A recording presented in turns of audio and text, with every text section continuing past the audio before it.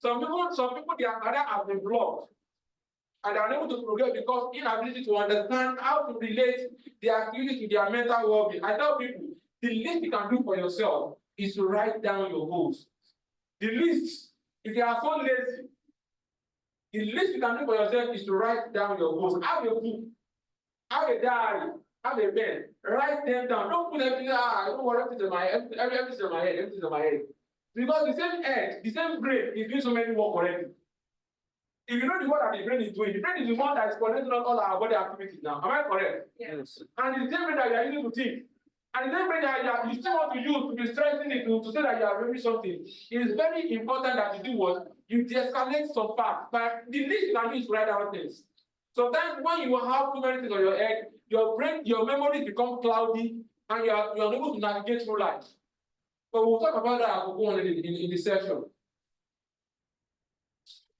So let's look at these statistics. By 12, we are having this. What's the time? Once it's 12 o'clock. Once it's 12 o'clock, we'll be having any problem? That boy having. By 12 o'clock, we'll be having what we call breakfast. So let's look at the statistics about psychological safety. Now, Google. When I say Google, I'm not saying that Google as an app now. I'm saying Google as an organization. You know, there's a company that owns Google itself. Yes. Google as an organization, they did a research about what are those things that would help us to have a perfect team. They wanted to have a perfect team. They wanted to have a team that will be able to address every issue. They are like, what are those things that we could put in place that will help us to have that perfect team? And when they came up, they said, number one, impact.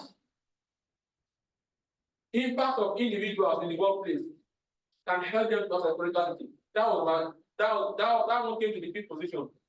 Then, fourth one is meaning. Everybody should understand what they do. Everybody should be able to put meaning to their activities. They should be able to be productive in what they do. Then number three, structure and clarity. Let's have an organogram. Know your responsibilities, know what you have to do. Everything to be clear, there should not be ambiguity. And number two, dependability. Everybody should be able to do work, even when nobody is there. You want to do your own work by yourself. But at the end of the day, number one of it that will help them to have a perfect team is what? Psychological safety. Where people are able to express themselves without fear of negative consequences. And like I said, you can't talk about mental well-being, you can't talk about psychological safety without making reference to what? To mental well-being. They all work together.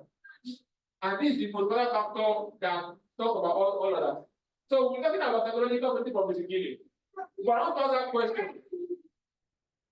I don't know who can answer me. When you hear the word psychological safety, not mental well-being now, when you don't get the word psychological safety, what comes to your mind? Who will try? When you hear psychological safety, what do you try? What comes to your mind that psychological safety, what can they be about?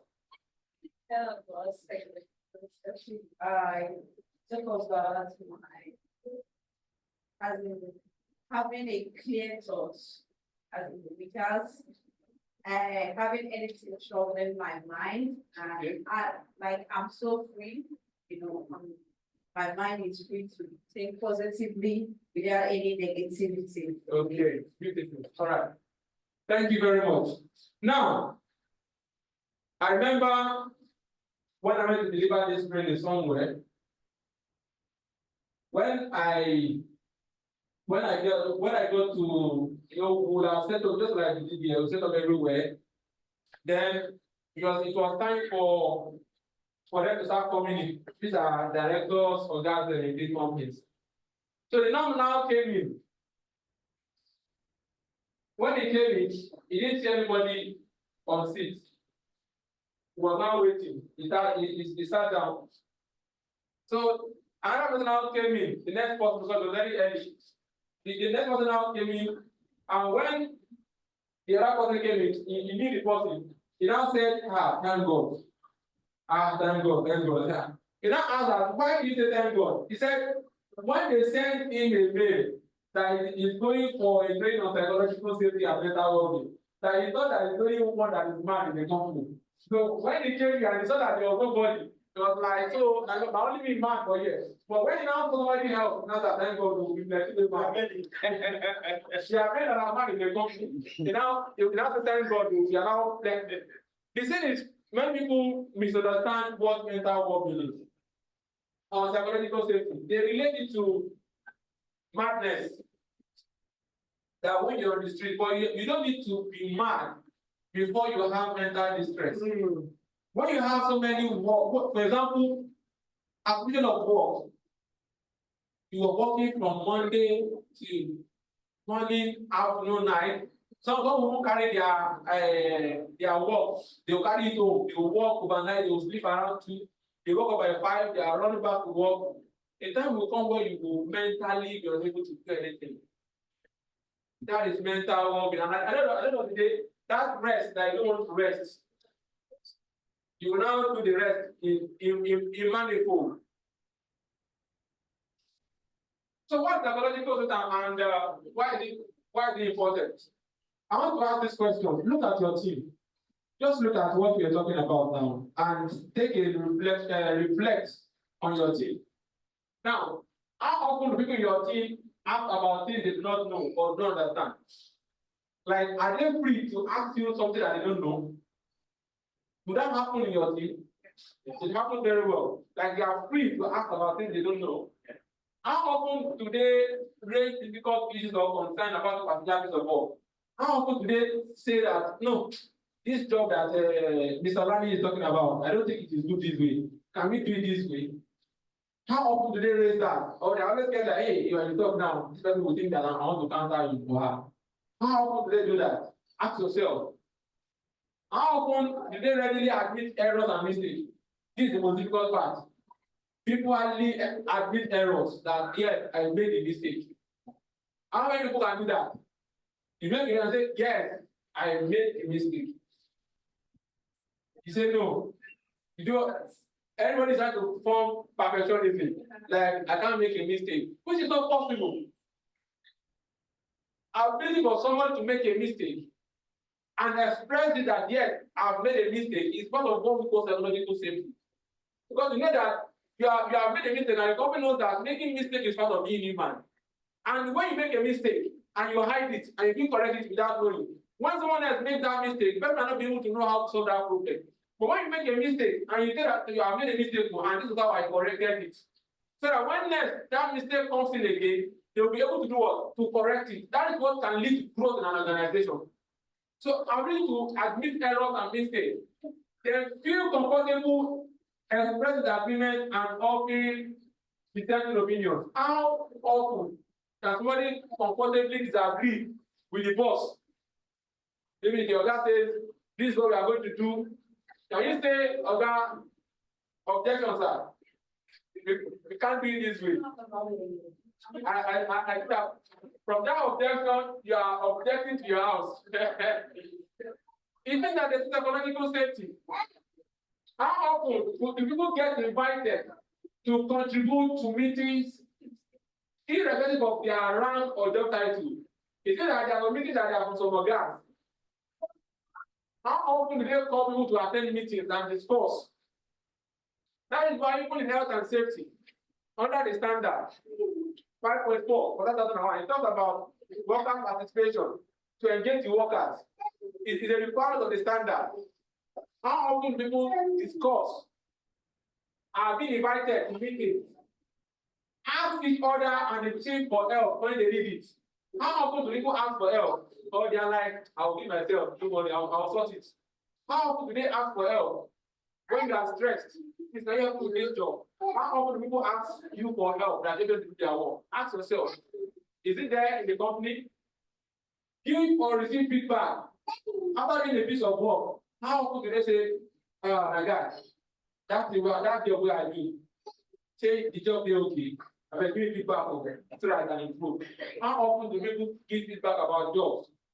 Then how often do people invite others who are not members of the team to give feedback on the team's work? How often do they do this? All this will help you to understand your state of psychological safety. So going by definition, psychological safety is what? A shared belief held by its members. All these are in the book. You see it when you go through the book. Held by its members that the thing is safe for interpersonal risk taking. I can talk about your work and not tell me, okay, it concerns you. I can speak about what you did without getting scared that you will laugh me out. Interpersonal risk taking, being able to ask questions about your work, you also being able to ask me questions, raising concerns, showing me where I made my mistake, without me feeling that you are showing me so that you want to prove that you are better. That's psychological safety.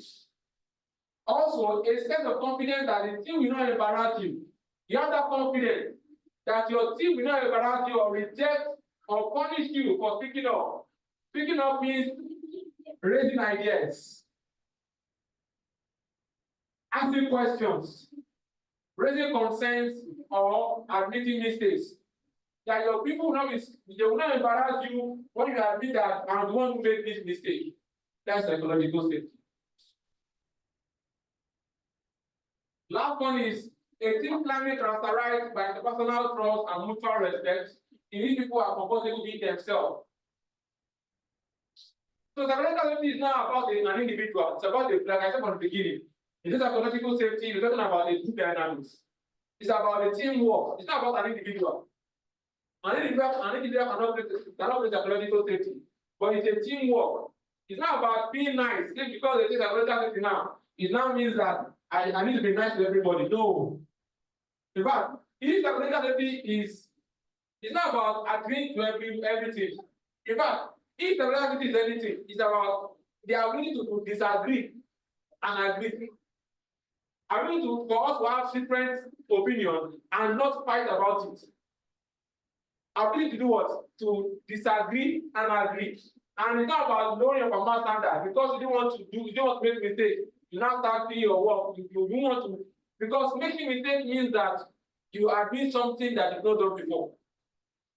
Am I communicating? It's like you are doing something that is different from what you are used to. So when you make mistakes, it's not of growth. So ability to make mistakes, it means that you are doing something that has not been done by you before.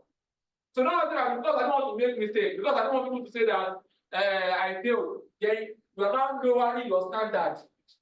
You are not bringing yourself down because you don't want people to talk negative about you. If the people don't talk negative about you, then how will you grow? Just like Two-Face sang one song that time.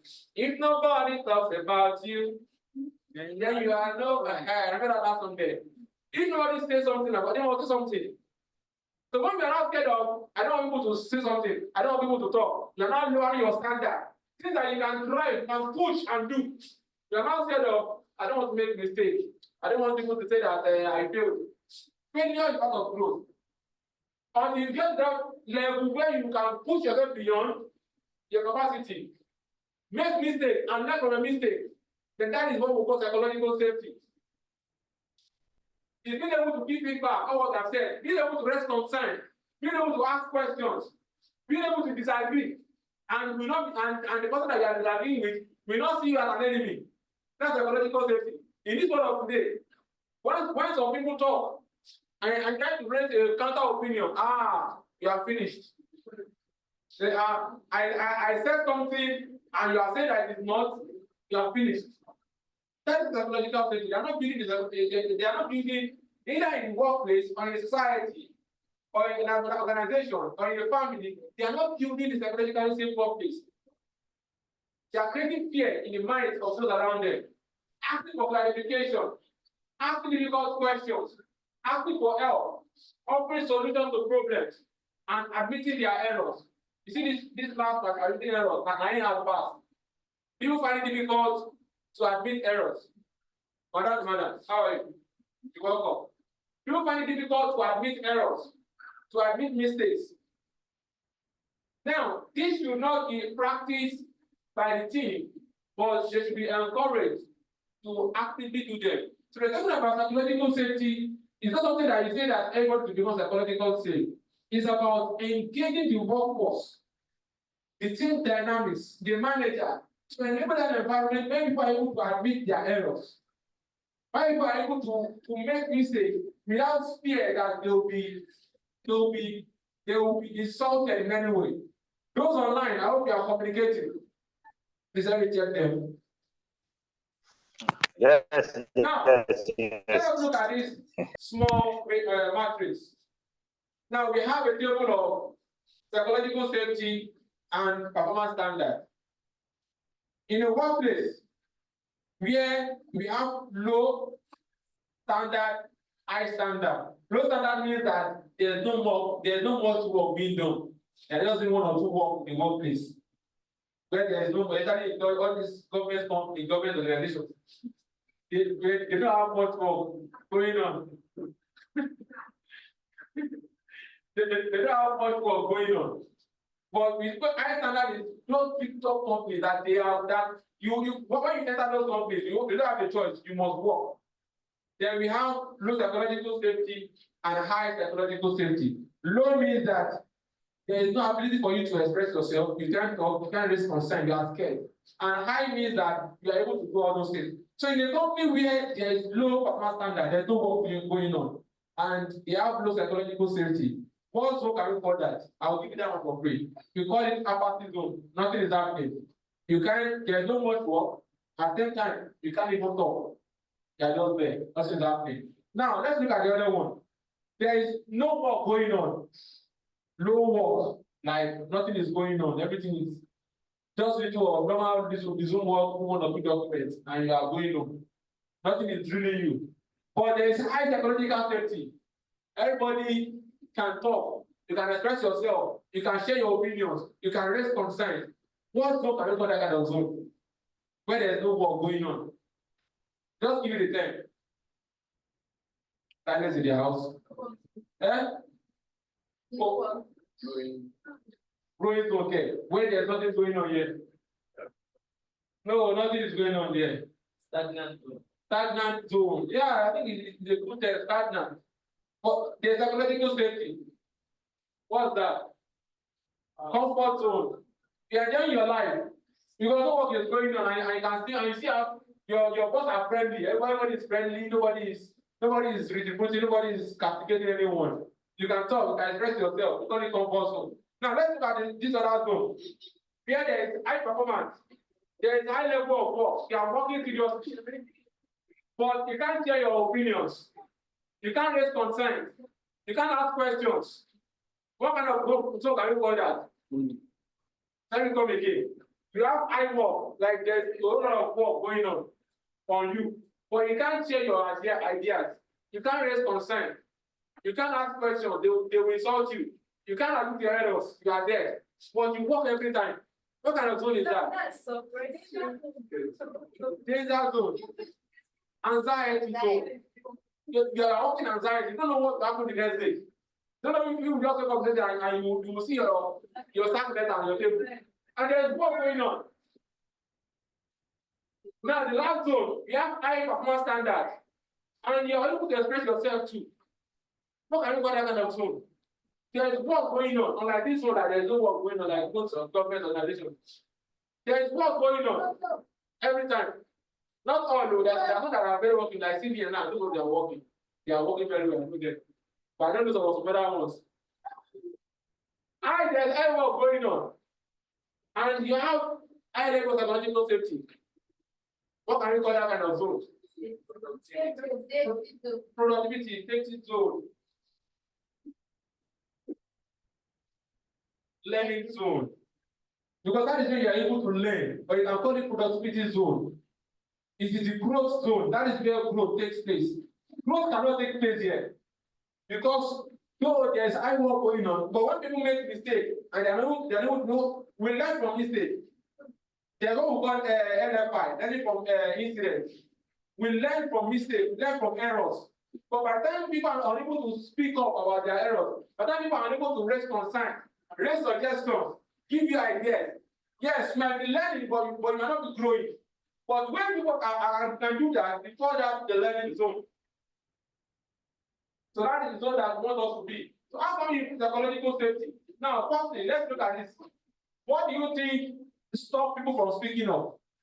You know, like I said, you can't talk about psychological safety without talking about mental well-being. So let us first break down psychological safety. What do you think can stop people from speaking up in the workplace? What can stop people from speaking up in the workplace? Yeah. Fear. Okay, what about you? Blame culture. Thank you. Victimization. Low self-esteem. Thank you. You're all correct. What can make people to stop speaking up? Why do people stop speaking up? Because of time. You might not do that part. Yeah. Some people will decide to keep quiet, to keep short, not to raise concern, because they are scared of what? Losing their job. As you can tell about that, okay, I object that. If you do it that way, you can't. Because of their political safety, because of fear of losing their job, they will keep quiet, they will remain silent. And others keep quiet and raise the concern. Some because of their status, some because of they don't want to look stupid. Some people after a class, they ask any question, everyone will say no. Meanwhile, in his mind, he has a question, but he's scared. Because if I ask this question, they say I'm asking a stupid question. Because of fear of not looking stupid, someone keeps quiet. That is growth. Ignorant, that you look ignorant like an local. Negative intrusion or incompetent, or you look like incompetent. Presentation to silence. Because maybe he has experienced that someone has been, in this morning, we talk about that particular scenario of the surgeon. Because of experiencing someone being resigned to silence, he also decided that he's not going to say anything. They have been in the meeting before. They've told people to shut up. You are talking. Next time, the person don't want to say anything again. I'd rather keep quiet than raise any concern. That is part of it. Then you need to belong. There are people that will create that peer group. Their team. When we enter this meeting, they will say anything. Anything they say, they agree. I remember back then when I was in SUG.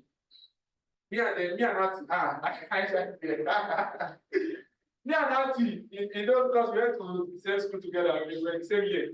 Me and Auntie then, before we go for the meeting, because we are the only engineering students, others are from the School of Technology, and it's only the battle between engineering and School of Tech.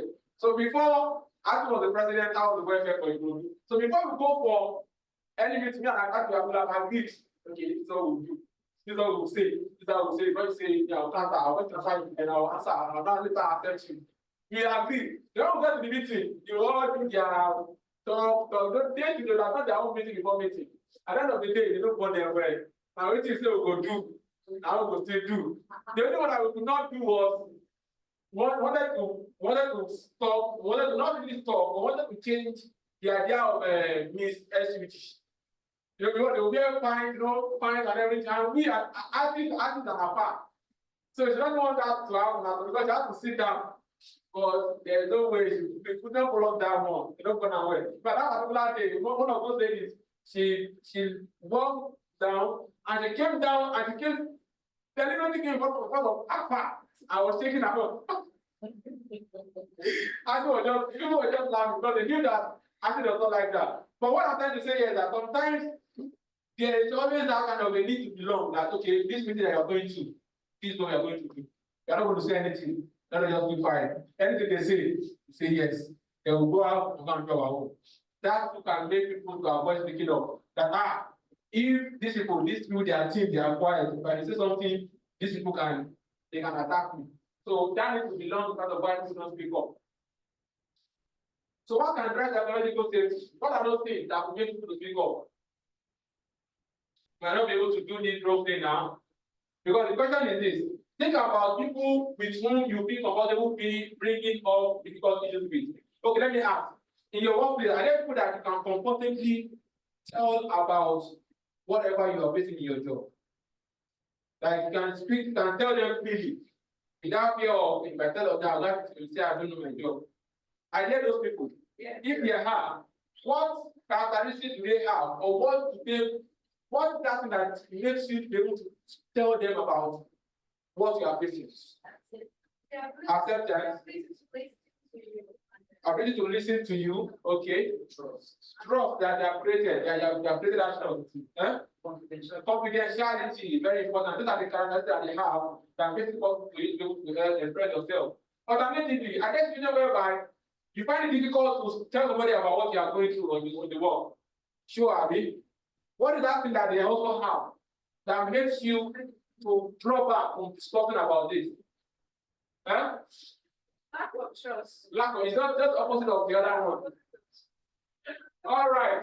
So there are so many things that can be used to build psychological safety. Positive relationship with leaders. You need to have your workplace. No, we're still going to talk about mental well-being. Because I give that one example. Your boss just entered the workplace from the back. You said, "Good morning, sir." I didn't answer you. You just went into the workplace and just sat down. You might want to conclude that, I have offended this person. But you might not know, maybe, where your thing is coming from. I remember one man gave me a story, I think Uber driver. He took the man from home, and the man was sitting at the back. And while they were going, the man just suddenly started, "I can't take this. I can't take this. I can't." So somebody is at the back. You can't take what? "I can't take this." And I was saying continuously. The guy had to park somewhere. Apply the brake. Discussion. "Hello, sir. Please calm down. What's the problem?" "It's my wife. It's my wife. She wants to kill me. It's my wife." "Okay, calm down. Now, nobody will know that it's your wife. Oh, you are saying that I can't take it. This is where my test starts. So she didn't say that one, but I'm not saying that one. But now, remember, you imagine that kind of person resumes to work, is going to work. How do you think that that person is going to live all through the work, all through the time at work? How? In fact, you might be nagging at everybody, and they don't know what's happening. They used to say something that I used to laugh. They will say, when you get to companies, leave everything at the gate. It's not possible. It's still the same body that you are using to face those challenges. They are still bringing to the workplace. The workplace will be a place to manage those challenges. Because we, whether we like it or not, we spend most of our time, or most of our productive time in the workplace. Many of us don't work by 8 o'clock. But you know whether you don't work by 8 o'clock. The time you leave your house, you've already resumed work. Some of us will leave, I remember when I was working on the island of mainland, I will leave somewhere 4 o'clock. 4. So they don't call me well. That I will not be when I'm coming, when I'm coming. So, but maybe 2 times or 3 times. But there are people that they will leave from Ifo. Ifo, they work on the island, and they will do that. They do that every day. I see them. 4 o'clock they will leave. They will get here. 4 o'clock they will leave. Before they get back to Ifo, it's already 8, 9. Some person when they get to, what will you do? Sleep. Just right, give me food, sleep. Next morning you 4, you're already awake. And he left home 4. He didn't wake up 4. Because he can't wake up and start coming to work. Maybe you wake up around 3:30. Now the workplace should be a place that should be accommodating. There should be that psychological safety in the workplace. Once that psychological safety is absent, then the workplace will not be productive. Because the workplace where most of us we run to, but someone like us that don't have a workplace, God help. Sometimes then, if I'm going through anything at home, when I go to the workplace, I see a different environment entirely. So the workplace should be a relaxing point. So I'm working, but it should be a place where I can actually feel comfortable. I can't be going through stress at home and still come to work and still feel this stress. So the workplace should be engaging. So you need to build relationship with your leaders in the workplace. Engage them. What characteristics? What are your work? Create your work, and this most likely the HR. The HR should, what is your job description? It will give you what is beyond your job description. What is the working hours? Did you work beyond your working hours? All this have been highlighted. The WHO has said it's working 40 hours per day. Sorry, 40 hours per week. They know what they are doing. 40 hours per week is what? It's 8 hours per day, 8 times 5. What means that you are going to work 5 hours per 5 hours. Sorry, 8 hours per day, 40 hours, 5 days a week. But some of us work from Monday to Sunday, and we work from 7 to 7. And still do overtime. And still do overtime. Supporting operational practices, strong relationship network. Relationship is very, very important. Even apart from the workplace. I have a person, personally, I try as much as possible not, or let's say, I try as much as possible to build relationships. Because even based on statistics, they say the best thing that you can that help you grow older is relationships. You see some, let me go there. You will let me say it. You see some men, they have a big mansion. Big mansion. By the time they cross 60, all their kids, they already left them. They don't use the wow house for rentage. They will not be the only one hiding at home. Before you know it, you say, Baba, maybe when Baba wants to cross and go and buy bread. Okada, you Baba. Baba go. 70, because they didn't build their relationship within the community. Where they are living, their neighborhood, people don't have access to them. This is not a good one. In your workplace, there is no island of knowledge. We grow together, we work as a team. I used to say something, and then together we can only get better. There's no way you be together and you go backward, unless you are dealing with people of low of low capacity. When you work together, you grow together, you can only get better. So relationship wise, whether you're married, whether you and your kids, you and your friends, build healthy relationship, not friends that will finish you. Because you can build relationship and that relationship will actually drag you down.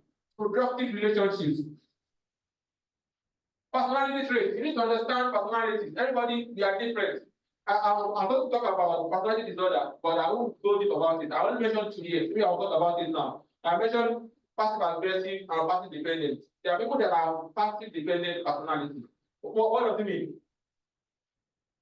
They don't know how to work alone. They are scared. You begin a project to do, they don't know how to start. They are scared to start. But when you add them to one person, that's where their strength is. They always feel that they need to depend on people. In fact, they might not be the one to actually give do most of the work, but that feeling that somebody is with me, in case I want to fall, somebody will hold me. That's what will make them to feel comfortable. You call them passive dependent. They are in the workplace. There are some people that they are passive aggressive. They have their negative side. The positive side is that they are always everywhere. They are working here, they are working here, they are doing this, they are doing that, they are always jumping here and there. But the negative side, they are just recording the story. The negative side of passive aggressive is that they know how to frustrate you without attacking you physically. That's what a passive aggressive. They are aggressive, but just like someone that's not aggressive now, is boss to give him a job to do. Someone like me, I have that small. It's not much, but small. Small. If you tell me that Waliu resume 8 o'clock tomorrow, I will resume 8:10, or I will still wait 5. I'm resuming 7 o'clock all these days. But because you told me to resume 8 o'clock, I'll now resume 8:02. I remember when I was serving this school, they talk about that they are going to go to there is this waterfall. I think it's a waterfall in Osun State. So they said all the staff must attend. All the staff must go there. And me, I've been having that feeling. I love adventures. So I was already happy when thank God I'll go around it. But when they now said everybody must, I just in my mind, I don't go again. I don't go again. Why are you telling me that I must go? I don't want to go. This was not funny. Serious fight. But in my mind, I want to go. But because they have said everybody must, I'm not saying that why are you telling this old people? Not about me now. Not that I want now. Why are you telling these old people that are married, that have children, that they must, what do they have right to do? And I put everything on my head. I said, no, I know they go. You later tell me this year, I later went because I wanted to go. But I wanted to make it clear to him that you can't force people that they must go. Because if you have the time, please join us. There's and use something to entice them to go. Not that you must say they must go. Now why a vessel? But I later went anyway. So we have people that are passive defensive, passive aggressive in the workplace too. should understand as an HR person, you want to understand to do as an HR here. You want to, okay, you have HR, right? You work within HR. I work with Yeah, okay. Now, you want to understand the personalities, different personalities that you have in your workplace, in order to know how to relate and how to match them together. There are people that they are quiet. They are quiet. They have their positive parts. Those people that are quiet, they can help people to solve relationship issues. Maybe they are fighting in the team, they are take life easy, you can't do this one. He knows how to do all those ones because he's a quiet type. And there are some that are the talkative type, they are the always there and there type. Everybody have to support the workplace and practice field. There's the opportunity for people to practice. Nobody is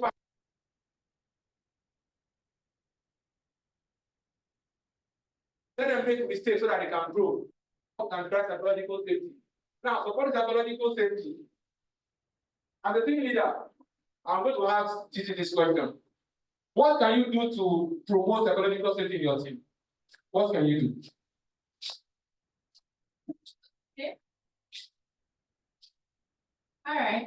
So, as a team lead, what I know I can do to promote psychological safety is involving people, giving room for people. Don't just leave them by just assuming they know their job.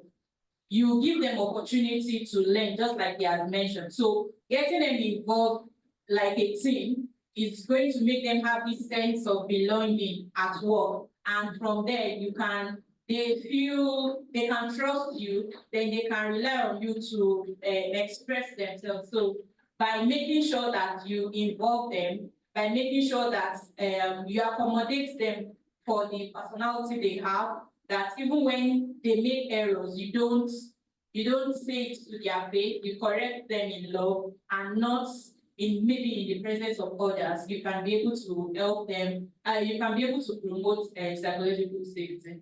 All right. Thank you. Please give her a round of applause. Well, what time? Okay, so by 12, we are having I don't know what to call it, maybe breakfast or so. So that is a good one. Now, on your own as an individual, look at okay, sorry, okay, I think it's in the handout. I don't know if the handout is for mental safety or mental well-being. So if it's the handout, then you will be seeing an action plan handout there and start thinking about what you would like to improve on and think of what you can do in order to improve psychological safety. On a regular basis, compare areas of improvement to current status and bouncing up to improve. So if it's not there, because there are different kind of work to calculate. If it's not there, hey, come on, please, can you excuse? Jim, come on, go. That know you. No, he's a mommy. So if it's not there, what you just need to do is have an action plan on what are those things that you need to improve on. What are those places that I'm lagging behind when it comes to mental well-being, when it comes to psychological safety, and how can I improve on address psychological safety? And on a regular basis, you review yourself. Like I said, have a diary, have a book that can help you in doing this. So let's quickly do this game. I think after this game, we'll go for break. Let me see what is next after it. Okay, very good. So let's quickly do this short game. I think the card is outside. Some of us are already aware of this already. Yeah, we've done it a couple of times. So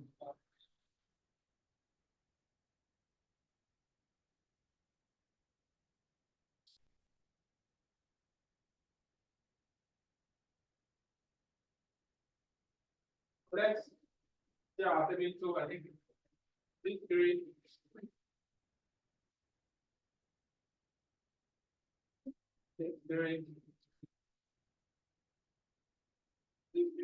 It's like you that you're online,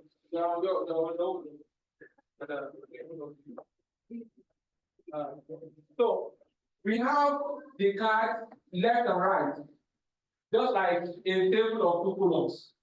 So you have team with psychological safety and team without psychological safety. I think if it is team psychological safety, there's another one too. Team without ecological safety. You first look out for those ones, those two first. It will be there. So you start looking, you'll be reading each of them, and you'll be fixing them under it. Which one is things ecological safety, which one is things that ecological safety. I think both of you, I don't need to tell you what to do. So you will see, so this is one, this is the two.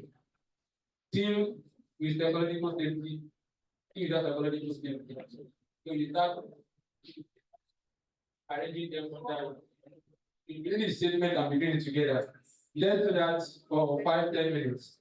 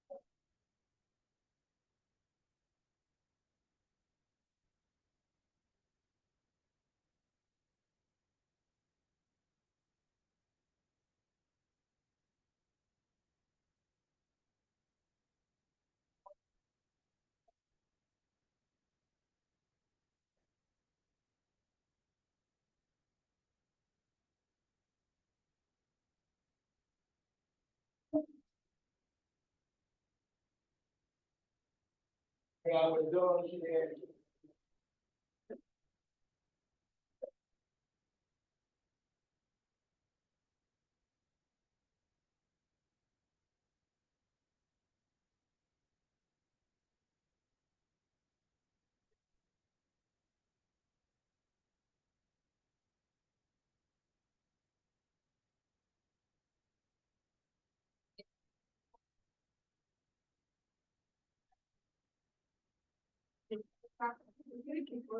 you done?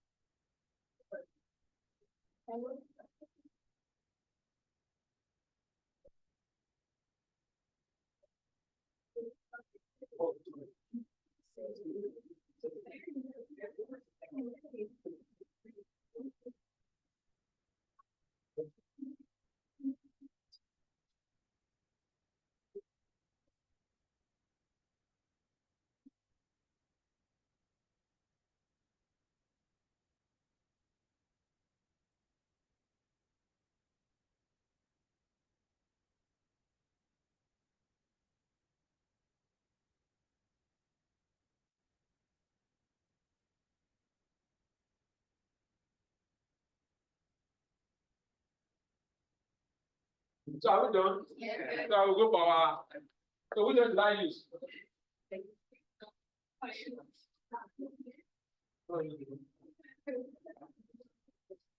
So we have in the psychological safety, I'll just read that one. We analyze our plan, let me use my microphone. Team with psychological safety, we analyze the plan with the aim of convincing one another and management without seeking external feedback to verify our assumptions. Is that correct? Other psychological. Team psychological safety. Without. Then, so you want psychological safety without everyone's input is appreciated regardless of their rank or job. It's psychological safety. Making mistake is human and part of our job. Hiding mistake is not acceptable, right? Is that correct? Yes. We speak up easily when we spot an error or a problem. People willing to state what they believe. People are willing to say what they believe, right? People speak openly in meetings. We are on the lookout for ways to improve our work and we initiate change ourselves. Is that correct? Admissions of errors and lack of knowledge or skills are met with support. Is that correct? We take time to reflect on how we are doing as a team. Is that correct? We learn on the job through feedback, risk-taking, experimentation, discussion of errors, and open debate. Is that correct? Yeah. Errors can have serious consequences, so you are never afraid to let the superior know if they are making a mistake. Correct? Yeah, correct. We seek feedback regularly from a variety of stakeholders. Is that correct? Yes. Yes. So let's look at team without psychological safety based on what our team has written here. Where's the other one that you took? Only managers initiate improvement and change. That is, it shows that that team does not have psychological safety. Admission of errors and lack of knowledge or skill have negative consequences for the employee involved. That is lack of psychological safety. People blame each other and try to make themselves look better. That is team without psychological safety. I mean, we only learn by attending courses. That means that there are many ways to learn, not by going for college alone. We learn from our mistakes also. Mistakes are due to employees not following procedures and the employee is to be blamed. That is lack of psychological safety. We analyze and plan with the aim of convincing one another and management without seeking external feedback to verify our assumptions. Without, okay, thank you. A single mistake can offset many successes. and limit you in future assignments and promotion. That is without. People wait until the meeting is over and then share their position in private. I think this is very common. So any other, they will say AOB, you say yes, no AOB. But when they now go to the office, what did they do this manager say? What did they do this man? It happens very well, yeah, and I'm also guilty. So it means that in that team, there is no psychological safety. So rank and job title are central to determine whose views matters the most on work issues. So if you are just an officer, you're an employee officer, get out of here. Are you talking to the MDs are talking, you are talking. People try to figure out what the leaders want to hear before expressing their opinion. They only I know saying that I really want to hear with that. This is what this one likes to hear. And they only give him feedback based on what he likes to hear. It means that that team does not have psychological safety. Please give us a round of applause. So we'll be having breakfast. That's a breakfast for us. Or no, this is not breakfast. This is just coffee break. Yeah, coffee break. Yeah. So let's have a coffee break. Then I think that will be for 20 minutes. And once we are done, we'll come back before we now go for our lunch. Then we'll come back and we'll conclude. Please, the tea break is ready.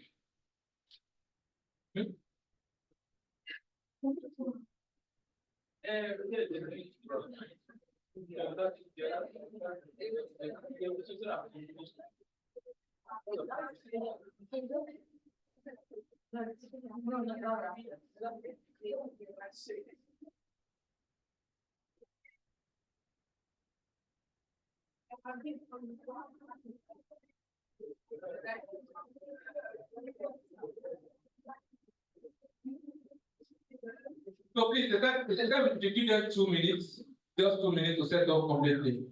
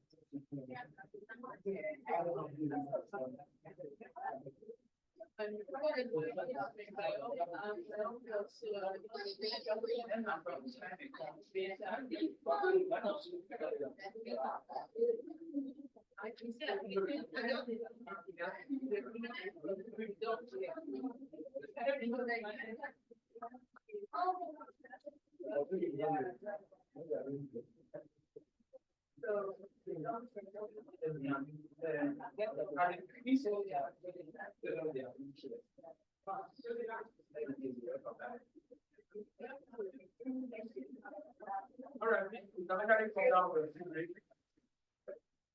So let's do this. Yeah.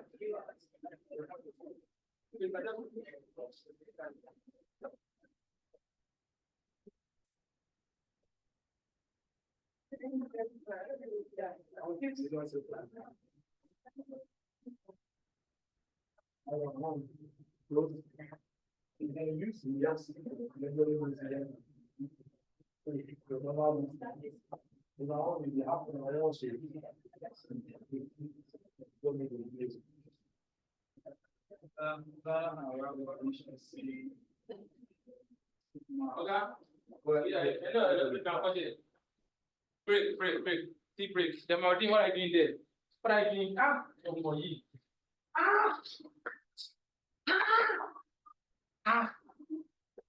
Someone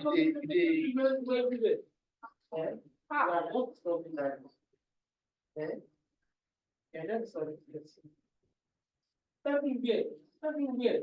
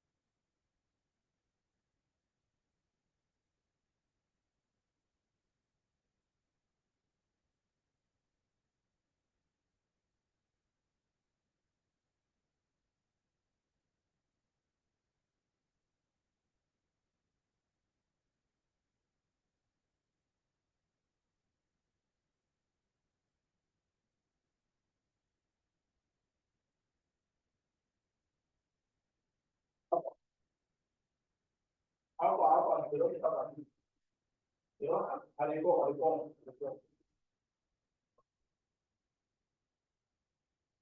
They don't start using the career.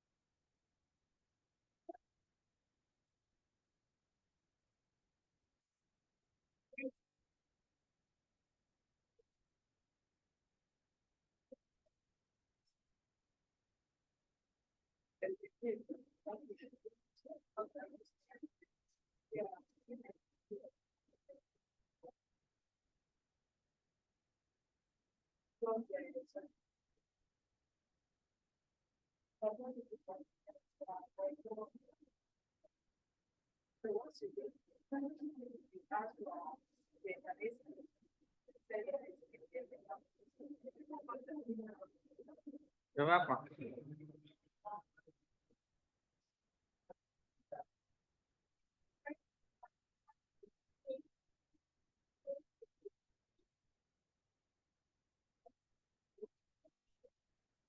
I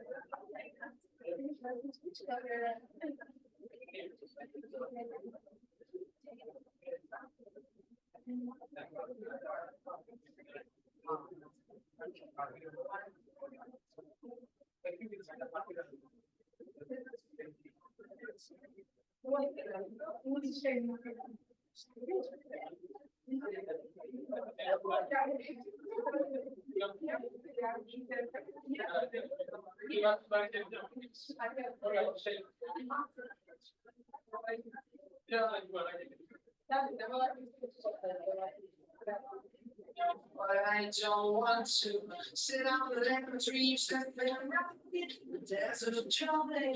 Baby, anyhow, get another toy and everything like one. And you want to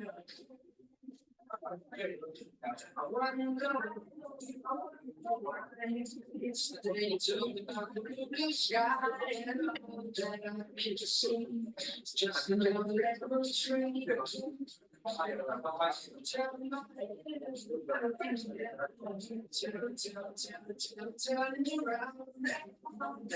You see, it's just a lemon tree.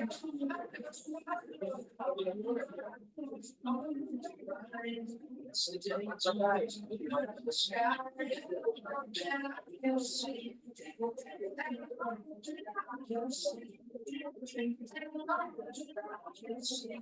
it's just the lemon tree.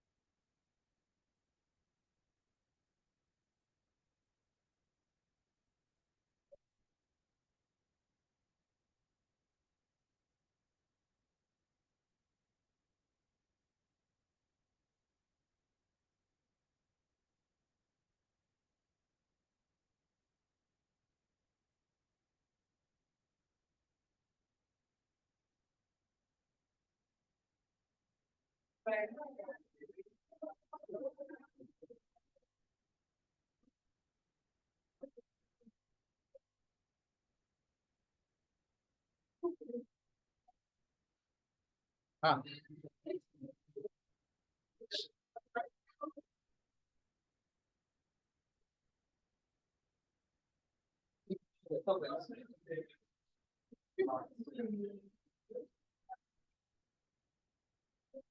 All right, please let's gather.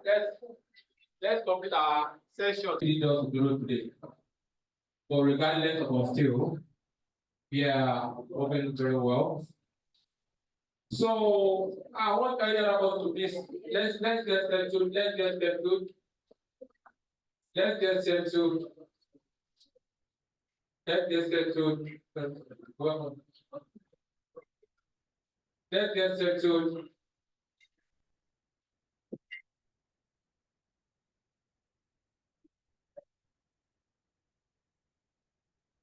So briefly, before we move ahead,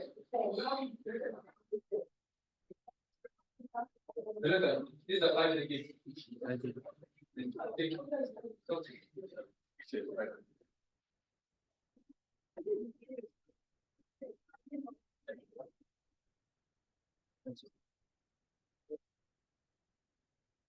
All right, so before we move ahead, let's quickly do a brief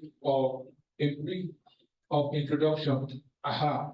If you're wondering that why are we doing introduction when we already started, that's what I will how we more relax the environment. So I will start from myself. Those that are virtual, I don't know if those virtual can do introduction. So we just move ahead. Ask them in the online, those that are online, if they can do introduction.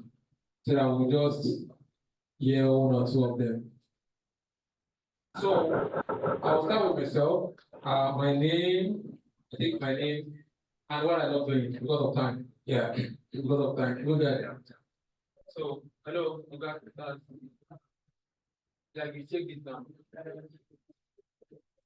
Like you take it down. So my name is Wali Wadiguti. What I love to do, people say I look like someone that likes reading, but I don't like reading. I'm the opposite. I'm not the nerd. People think I'm the nerd. I'm an unserious fellow. I'm a playful person. I'm not serious with my life. I just do whatever comes into my mind. I just do it without looking back. So, on a lighter note, I love to scroll on my phone and watch comedy. Social media navigating, and I love to exercise. I do exercise a lot, but I've stopped for some time now. Exercise is very important. We'll talk about exercise here. I love self-defense. Yes, I love self-defense a lot. Let me stop there so that I won't scare people. So how about now? Okay, your name, yeah, you are not that you the work big company, so you tell them you're working. So yeah, I don't need to tell everybody, I don't work anywhere, go get me. So you tell us your name, where you work, and what you like to do. Okay, good afternoon, everyone. My name is Abanome Organized Sapa. I currently work as Health Safety and Environment Coordinator for Cavity Offshore Support Group, Cavity Helicopters. What I like doing, okay, I have this strong passion for anything and everything safety. So I pick keen interest in anything that has to do with health safety, environment, sustainability, and also security. Your hobby. Okay, hobby, what I like.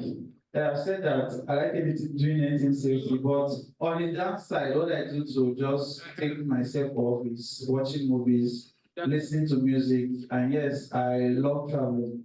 Right. Yeah.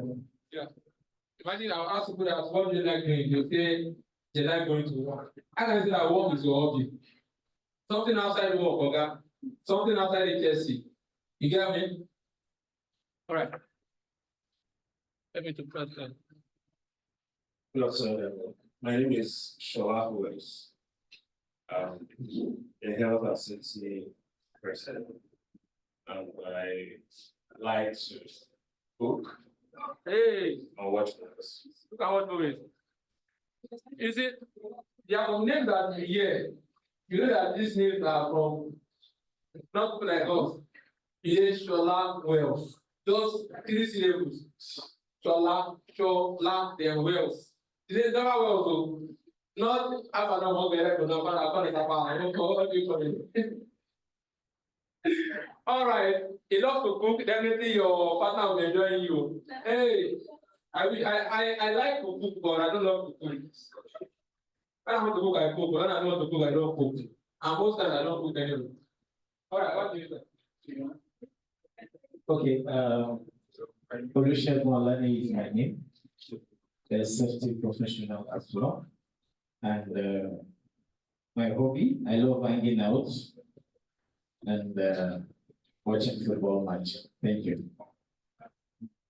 You know, hanging out. Hanging out today. Exactly. Hanging out nightclub. From church. No, I know they are just person. But I love hanging out to nightclub, I mean. Picnics, lobbies, games night, movie nights. Oh, I'm there. Okay. You're welcome, sir. So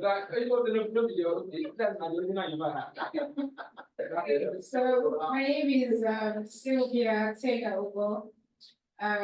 Also I'm a intern at Hyper, and I love to watch this lots. So, what is India movie? I know. No, Korean movie. no.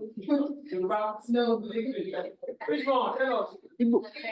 More of sci-fi adventure. Adventure movie. Like, give me one. Give me one of them. Let me give you that. Like Jumanji. Jumanji. Yes. Oh, thank you. Amen. Now sit down, sit down, please sit down. Don't ever have time this morning. Good afternoon, everyone. Good afternoon. My name is Lina Pasanti. I study chemical engineering. I'm currently intern in high school prepared. I love to watch movies. I like to travel. Hopefully, I get to travel soon. Quite soon. Hey, yeah, Yeah, thank you. all right. My name is Ubu Patrick. Let's come on. Let's come on.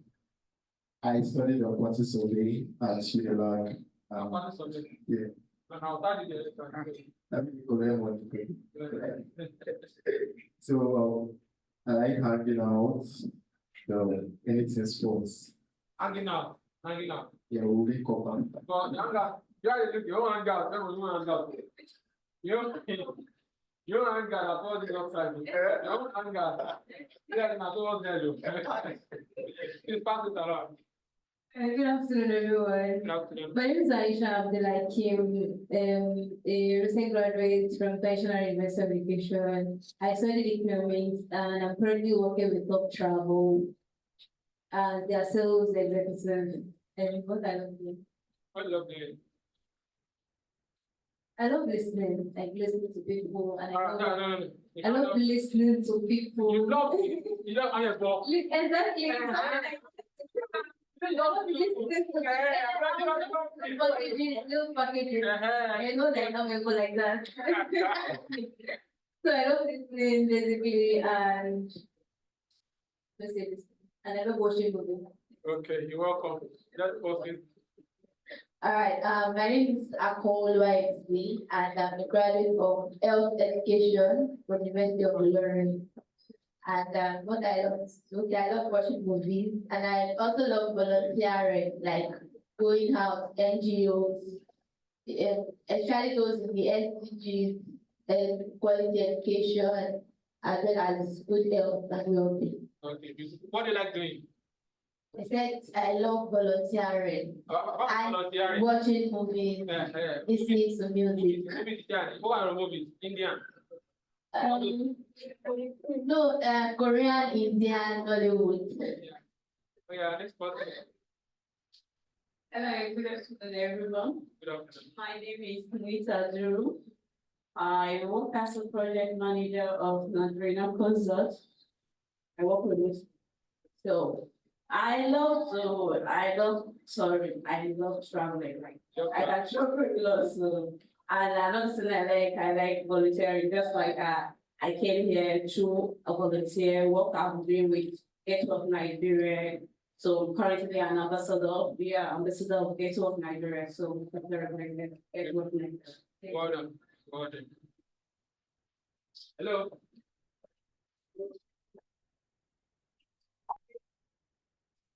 Good day, everyone. My name is Aisha Badmos. I'm the founder and creative director of B2B Moss Concept, Yeah. an events management and decoration company. Okay. So I also am a graduate of electrical and electronics engineering from Lagos State Polytechnic, now LASU School. Now, so my hobbies are, I love thinking creatively, and that's why I found myself in the creative industry that I am now. So my brain doesn't rest. That's it. Thank you. So it's one that designed all this, the brain behind the whole, please let's go around about applause. Hello everyone. I'm the designer. I'm the public I love baking cakes and the things I love snacks.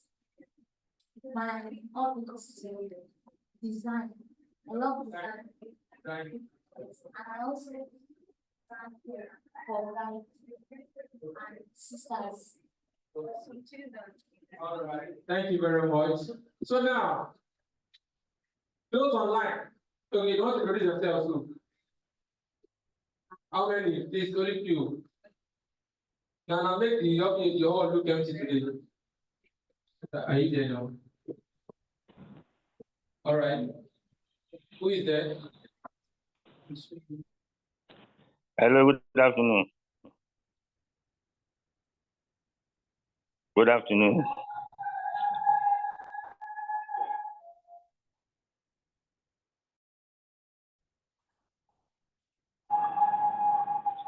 Hello.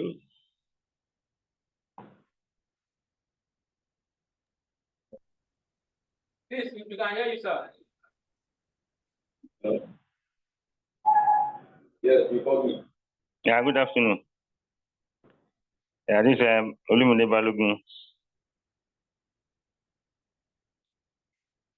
So HSC supervisor with Vita Construction Limited, Lagos here.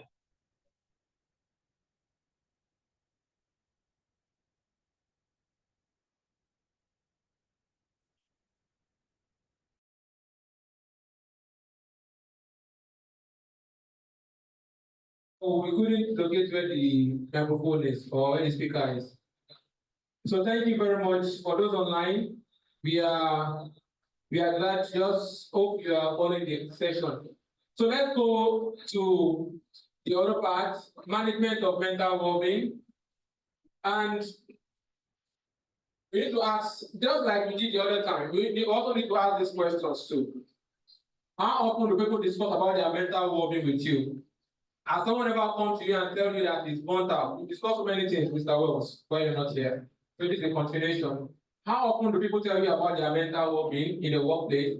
Communicate with you about the effect of their work activities, how the work is affecting their mental ability, how it's leading to burnout, how often. You need to ask yourself questions in the workplace. Because this is what will make you to understand the state of mental well-being in the totality of the workplace. How often will they talk to you about their mental well-being, how the work is affecting them, tells you about their personal challenge. People are going through personal challenge. You can't tell someone to leave everything that is going through at the gate and when entering the workplace. It's not possible. Because it's still the same brain, the same body that's still coming to the workplace. So it's practically not possible. And that is why you need to ask yourself, do people tell me about their personal challenges? If people don't talk about their personal challenges in the workplace, it means they are lying. It means that they are hiding so many things inside of them, and one day it might lead to serious downcast on them. Then feel comfortable expressing their job satisfaction. And there are times that they express how satisfied they are or the otherwise in the workplace. Express their happiness and job satisfaction. Ask each other and the team for help when they need it, and give and receive feedback. Express violence and hostility during argument. Sorry, I think I had to. Let me put this thing. The heat is coming, it's gradually, and I'm not used to this. All this is not my thing. Yeah, I'm a native guy. I just have to do this. I just have to pretend to be. So, how often do people express anger and violence in the workplace? How violent is the workplace? How often do people give feedback about their current situation? So these are what you look out for. Okay, we had the coffee time already. Now, talking about mental well-being, one of those very important parts of mental well-being is the behavior. No, in the beginning we said individuals are coming together from different backgrounds, right? Different upbringing, different religion, different beliefs, different understanding, different personality, different behavior. They are coming together to come and work in the workplace. Definitely, you shouldn't expect everybody to go on the same line. There will be people that will express their own kind of person in different ways. So in today's fast-paced world, the world is changing very fast. Things are moving on now. We have AI. I'll be seeing people asking me, in this time that we have now, people do not be coming to group and be asking for documents. Some days ago, I typed ChatGPT. I just typed, kindly help me to create a risk and opportunity register for a social company. Highlight the risk level, the control measures, and the responsible persons. I gave you all the instructions, all what I need, and I said, put it in a tabular form. And this team, I was surprised. But it wasn't in tabular because that's writing. Yeah. But you now use there's this symbol like straight line to separate. Yeah. And I took it to Word, and I went to table, and I went to convert Word to table. And I gave you the instruction column and it put everything in column. Simple. Simple. And you just look at it and because it only got there are times that ChatGPT will lie you. Like when I asked him about +8 of ISO 9001, he was giving me like +8.9. ISO 9001 +8 it only reached 8.7. where science is 8.9. So sometimes there are many lies. It's not really lies, it does mistake, it's human. Sorry, it's not it's a robot. But at least you will look at the instructions that I have given you, information that you adjust it. But people who just go to group, please, who has the document? Who has the document? The world has moved past that level. Now, the world now, and it's in two ways. The world is becoming more complicated, and at the same time, more solutions are coming up. But the complicated part is where we are looking out for now. In the olden days, how many people are in the world? Why they need to move from one place to another? At most, they will use donkeys. But now, we want to get the best results at the shortest time. We want to move from here to Dubai within 3 hours. We want to squeeze time and maximize the resources. Before, I think the first iPhone that we had was what? I don't know the first iPhone. Was it iPhone 1? Then before that, I mean, iPhone 2, 1, 2, 3, 4, 5, 6, 6. Then you have iPhone 7, then 8 came. Then you had 9. Then we now have X. You now have S Pro. SR. XSR. You now have iPhone 11. You now have 12. 13. 14. I think you have 15 now. Yes. iPhone 1 and iPhone 6 and iPhone 14 are the same thing. Yeah. You will see the difference. But the growth was progressive, right? Now, when you look at, based on the research, they said the technological advancements, like technological growth that happened between the 19th century, that is 1900 to 1999, that is 99 years. This kind of growth that happened within that 100 years is nothing compared to the growth that happened between year 2000 and 2020.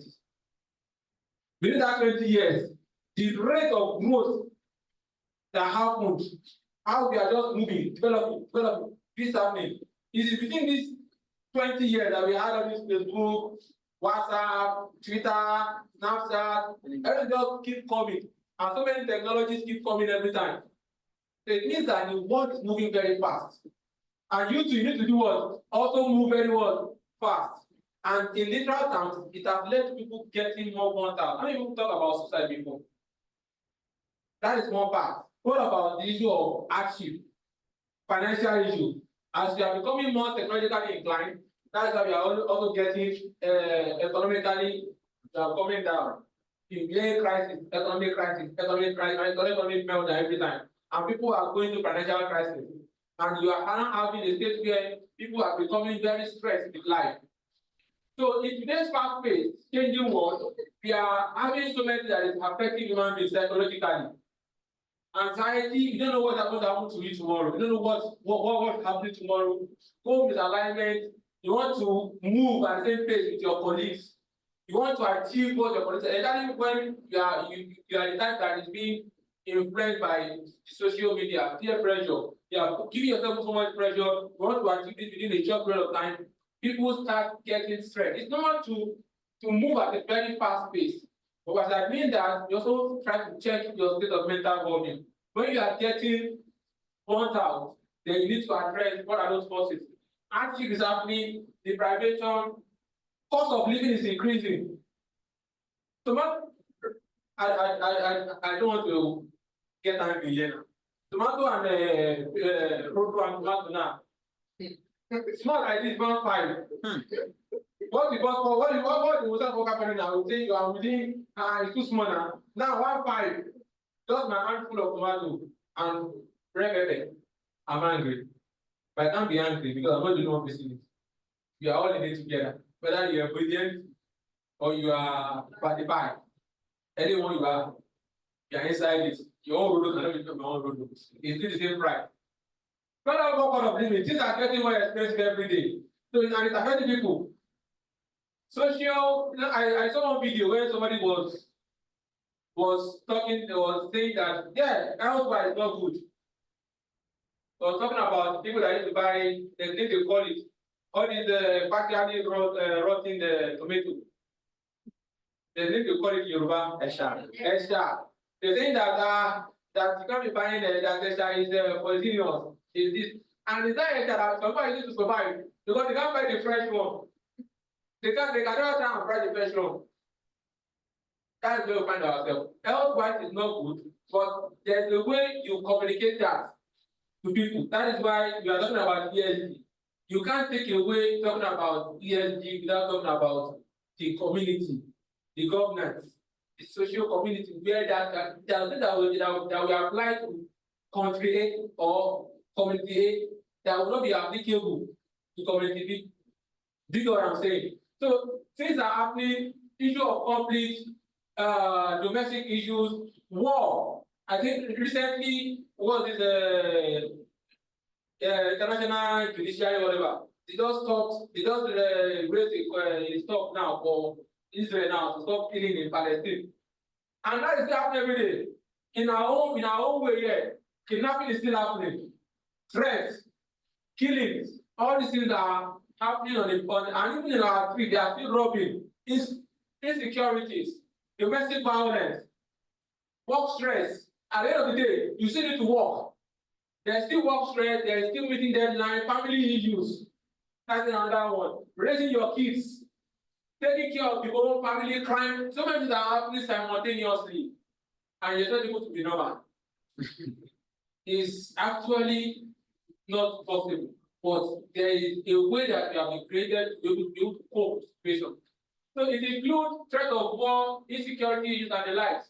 So usually, there are ways that we try to cope with these things. We call it coping techniques. It is inborn. It's a way that you have grown up with, what you have grown up with. I want to go deeper into it. All these are what you read when you go through the books. So we cope with the situation and try our possible best to meet up with job needs. We want to ensure that regardless of what happens, we still do our job the way we are supposed to do it. But sometimes it becomes overwhelming. You need to meet up with your project deadline. You have a family function. You have somebody. You have a financial issue. You have insecurity issues. Everything coming together to one person, to every one of us.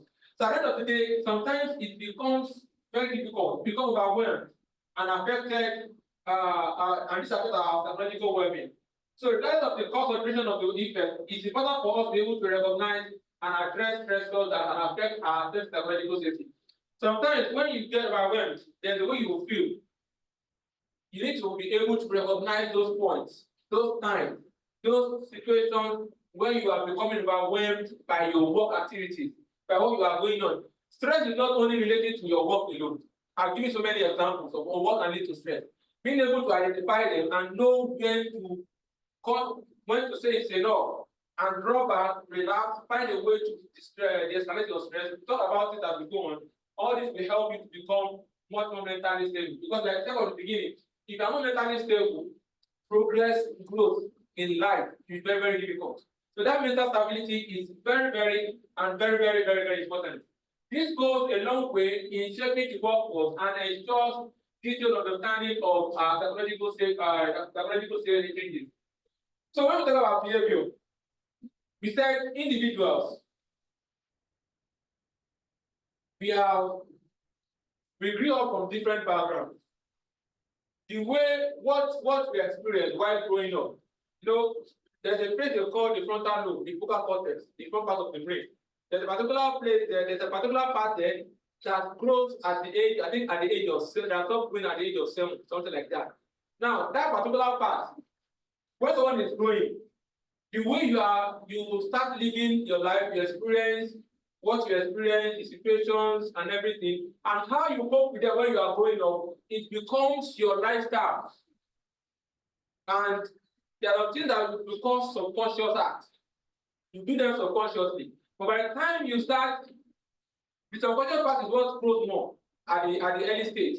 By the time a child starts growing, then it feels more space. But I don't want to go too deep on that. What I'm trying to tell us here is that that part of the brain that addresses how you are able to cope is a function of how you grow up. That is number one. So behavior, it becomes your behavior, can be defined as the manner in which an individual acts or functions. Now, society finds a way to define what behavior means. Every society has what they call normal behavior. For example, now if you go to India, everywhere they are smoking. If you have worked with Indians before, who has worked with Indians before? Do they smoke very well? They smoke like a chimney. They smoke like real smoke. To them, to a part of them, they see that normal.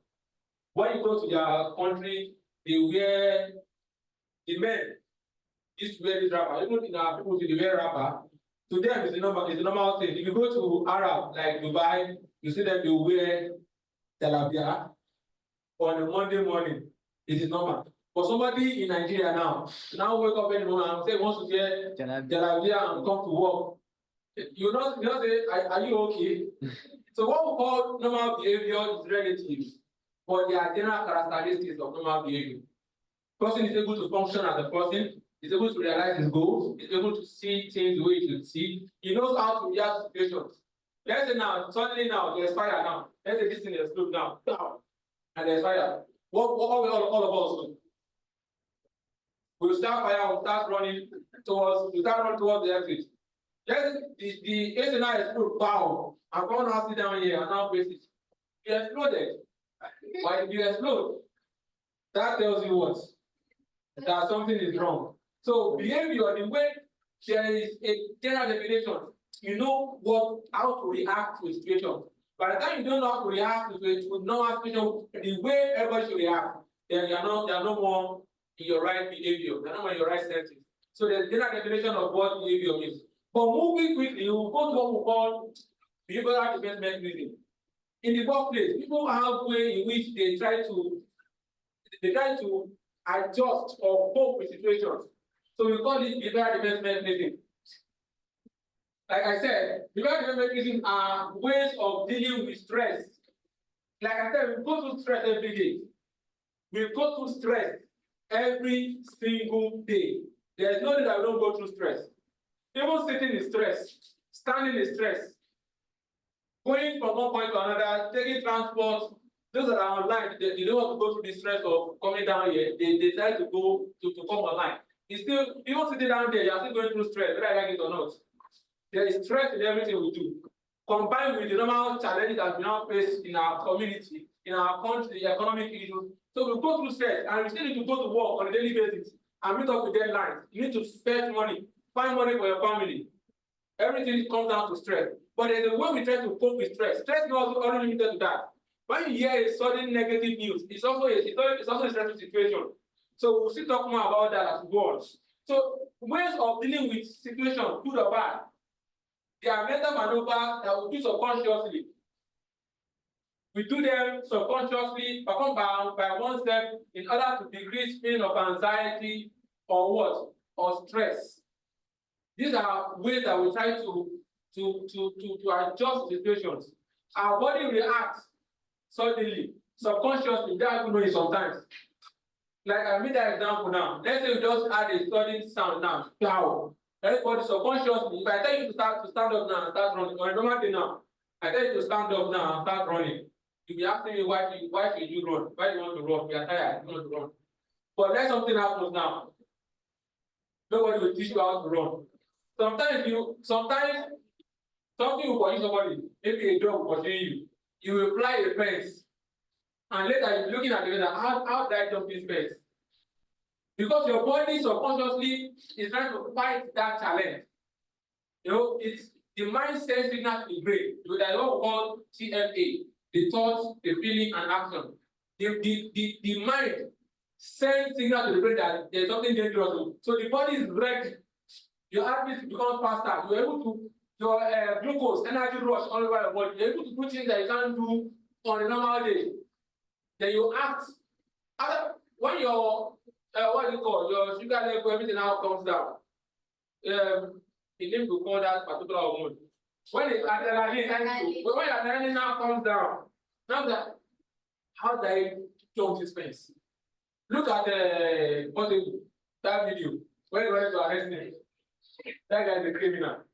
So the way we behave sometimes they are unconscious, but when we do it continuously, it becomes a pattern, it becomes a lifestyle, it becomes how we respond to situations. And we'll talk about some mechanisms as we go on. Now, denial of reality, this is very common. They will tell somebody that they will write it to smokers are liable to die young. And they will tell you, rolling dollars spend 90 years on it. And he did not die. Ask them, how many types of rolling dollars do we have? They will tell you, it's not only smoking that can kill, diabetes can kill, car can kill. You might not be smoking and you just going away and the one car will crush you. They will give you excuses, trying to deny the reality. And the reality is the fact that even though that they tell you point blank, smokers are liable to. I think maybe people change it to smokers will die young. Maybe it may them more serious. Maybe they change it. But smokers are liable to die young. But that is now reality. It happens in various ways. I remember someone was telling me about the story of her dad. And that went for a presentation. Then while he was about to pretend, they gave him the news that the dad, that the mother has died. So the shocking news, and he wants to present. What he needed to do, what he had to do at that moment was to deny it, like just take his mind off it like it didn't happen. Just take his mind off it like he never heard of it. Then finish his presentation. But after the presentation, do you know what happened next? It's going to break down. Because that force that he used to deny the reality will eventually come back to manifold. So that is part of biblical defensivism that some people practice. They try to deny the reality. You are someone with diagnosed of HIV. They are saying in Jesus' name I don't have HIV. When you are having unprotected sex, you didn't remember Jesus then. They said trying to believe a liar, Lagos traffic. All these are examples of smokers refusing to acknowledge that smokers are liable to die young. Then fantasy, daydreaming. So some people practice fantasy a lot. It might sound somehow, but you see some people, they were fantasizing that they want to. So no, some people use it as a means to encourage themselves, like to boost their morale. So some can fantasize that want to become the president of the country and will start behaving like that. If you look at, I don't know if you have any what we call no, I forgot the name they call them. The dreaming or other form of imaginative activity allowing in escape of the reward. When someone tries to escape from the reality of what it really is, we call it fantasy. Then negativism. These people, they are always receiving ideas. And they don't know. When you give them this idea, they will say no. When you say this person to go about it, they will say no. They just find a way to counter everything you say. It's also a way for them. So they are doing it, they are supposedly doing it to make themselves more, that no one can have a better idea than them. So when someone gives an idea or a suggestion, the first thing that they will do is to what? Is to counter it. You see them in the workplace. It's the kind of liberal defensivism trying to protect their ego. That I'm the only one that can give a good idea. Whether it's good or not, they will counter it. It's part of liberal defensivism. So you will see this kind of behavior, a lot of them in the workplace. Rationalization. Individuals justifying inconsistent or undeniable behavior by thinking explanations that might be logical. You know, this thing happens in school very well. When you are in school, if you score 80 over 100, what will you say? You say, I scored 80, Abby. I read, I studied. Yeah, but if you score 45, what will you say? They gave you. The man give you 45 more. You are trying to justify that it's not you. And most times they are always combined. This behavioral like the now you also want to practice the now reality there. No, they gave me, it's not me. The man gave me 45. Meanwhile, the same you that you scored 80, they say I scored 80. For 45 now, they gave you 45. You call it rationalization. Sometimes you lost your phone, you say, it's not really the phone that is the problem. What's the problem? It's the kill card. You are trying to free your mind from that body that I lost my phone. And it's not the phone, Jerry. It's not really the phone. No. It's that SIM card. It's that SIM card that is making me to think this way. I don't like what happened with my SIM card. When the thing now comes up and give me the SIM card, yeah, it's not the SIM card you're going to say I like that phone. But you're right, you're saying that it's the SIM card. So we practice it sometimes. Want to rationalize it sometimes, like the day that last man arrested me and I had to pay. I'm like, hey, if I don't even, how did I even recognize that one? I make it look like I can lose at 5K now. I can lose it. What I lost at 5K? So just to remove that tension of that pain of losing that at 5K. Like, what if I lost at 5K? I can lose at 5K now. It's not something I can do somebody, I can give somebody now. Just to find excuses, just to rationalize and to make everything look simple. So with some people, many times they practice it as a behavioral investment meeting. Emotional isolation. Some people break down. Some people develop headache when they are going through stress or if other people happens to them, they will break down in tears. So there are different ways of experience of developing. You have depression, select forgetfulness, and painful thoughts and desires, compassion. You have projectors. You have replacement. Depression is people try to target a substitute. And if you can't direct impulse at the available target, then you direct it to a substitute target. For example, someone gets angry and picks up a glass and breaks it on the wall. Sometimes you press your phone and it will be hanging, and it look like you take the phone and hit it on the floor. You are trying to transfer that aggression. So it's called projection. Trying to put it on something else. Some will go and they will punch it the wall. Just to, because they can't face that directly. They will find that another substitute to transfer the aggression. So we have people with different behavior and mentality that use to understand. This is what I'm talking about is to understand that when somebody behaves in a particular way, understand that this is the pattern of his behavior. You can feel it in any of these. You can feel it in any of these defense mechanisms and see how best you can relate with such people. So I talked about passive aggressive personality the other time. Do you remember? I'm passive dependent. So if you are not there, they have missed that particular part. So we talk about passive dependence, that someone that is passive dependent, the person is not that person is not good, but the person always wants to have somebody as a support. He can't work on his own. He loves to work as a team. So such person, when you have such person, you should know that okay, this person can function better, can be much more capable when you align him with someone that can support him in doing the job. So we have those that have that personality. And schizophrenia is also a kind of a personality too, which we might not go into. This is a kind of psychotic disorder where people start talking to themselves. You might think that what's happening to this person. It's not, they are often in the workplace.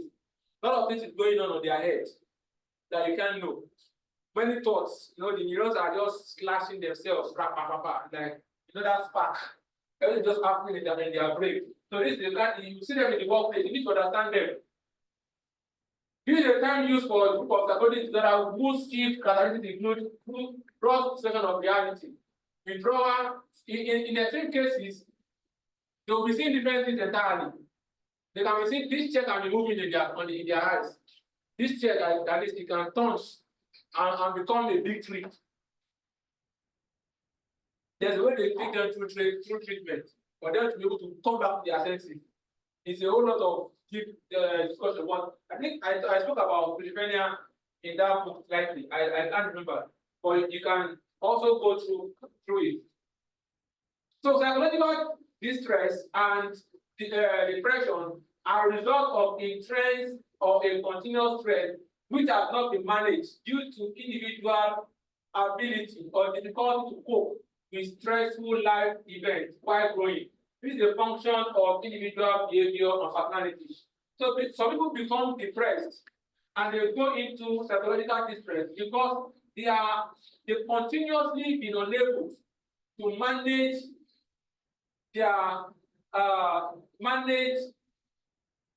stress situations. To the individual difficulty to cope with stressful life events, they have been unable to cope with the stress of life. When you are going through challenge, the best thing is to break it down. What's the issue? What is causing this challenge? And find the appropriate solution to address those challenges. So it's always very good that you are going through challenge, you break it down. We still talk about those parts of how to manage your stress situation. But this is telling us to understand that when you continuously not create time to understand what is giving you stress, continuous stress, and you are unable to manage it, you are unable to cope. Normally, there's a way we can cope. Subconsciously, we cope. No, I told you about the behavioral mechanism, trying to cope situations. If they ask you how life now, say we cope. How is Nigeria? Everybody is coping. But there will be a point that our ability to cope will not be enough. At that point, then you need to start planning for a proper analysis of your mental health situation. Now, I want to ask this quick question.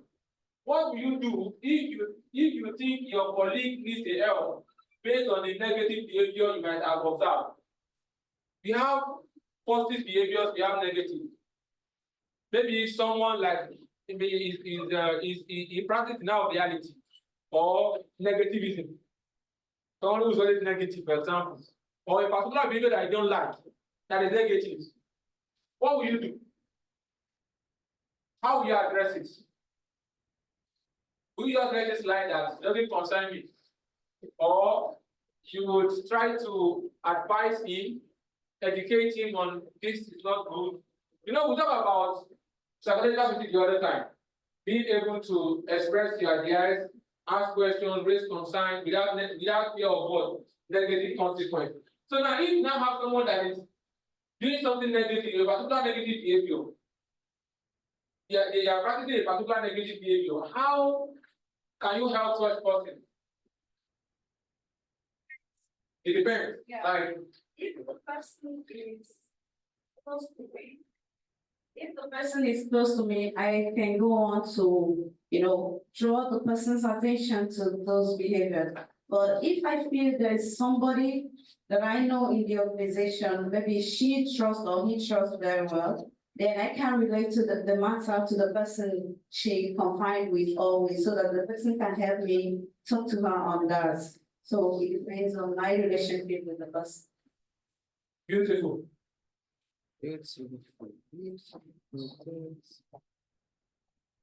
What is something, sir? So, what will you do if you feel like your colleague needs help concerning the kind of way he behaves?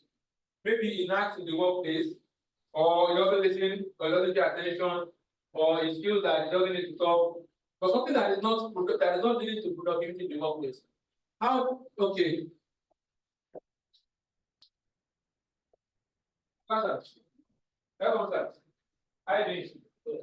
Basically, I want to listen to the colleague, find out why he or she is behaving that way. Because everybody has a reason for that behavior. If I should listen, from there I can basically draw some questions or maybe get an insight on why he or she behaves that way. From there, I can basically offer some help. All right, that's nice. That's nice. And like we said, some behaviors are from childhood.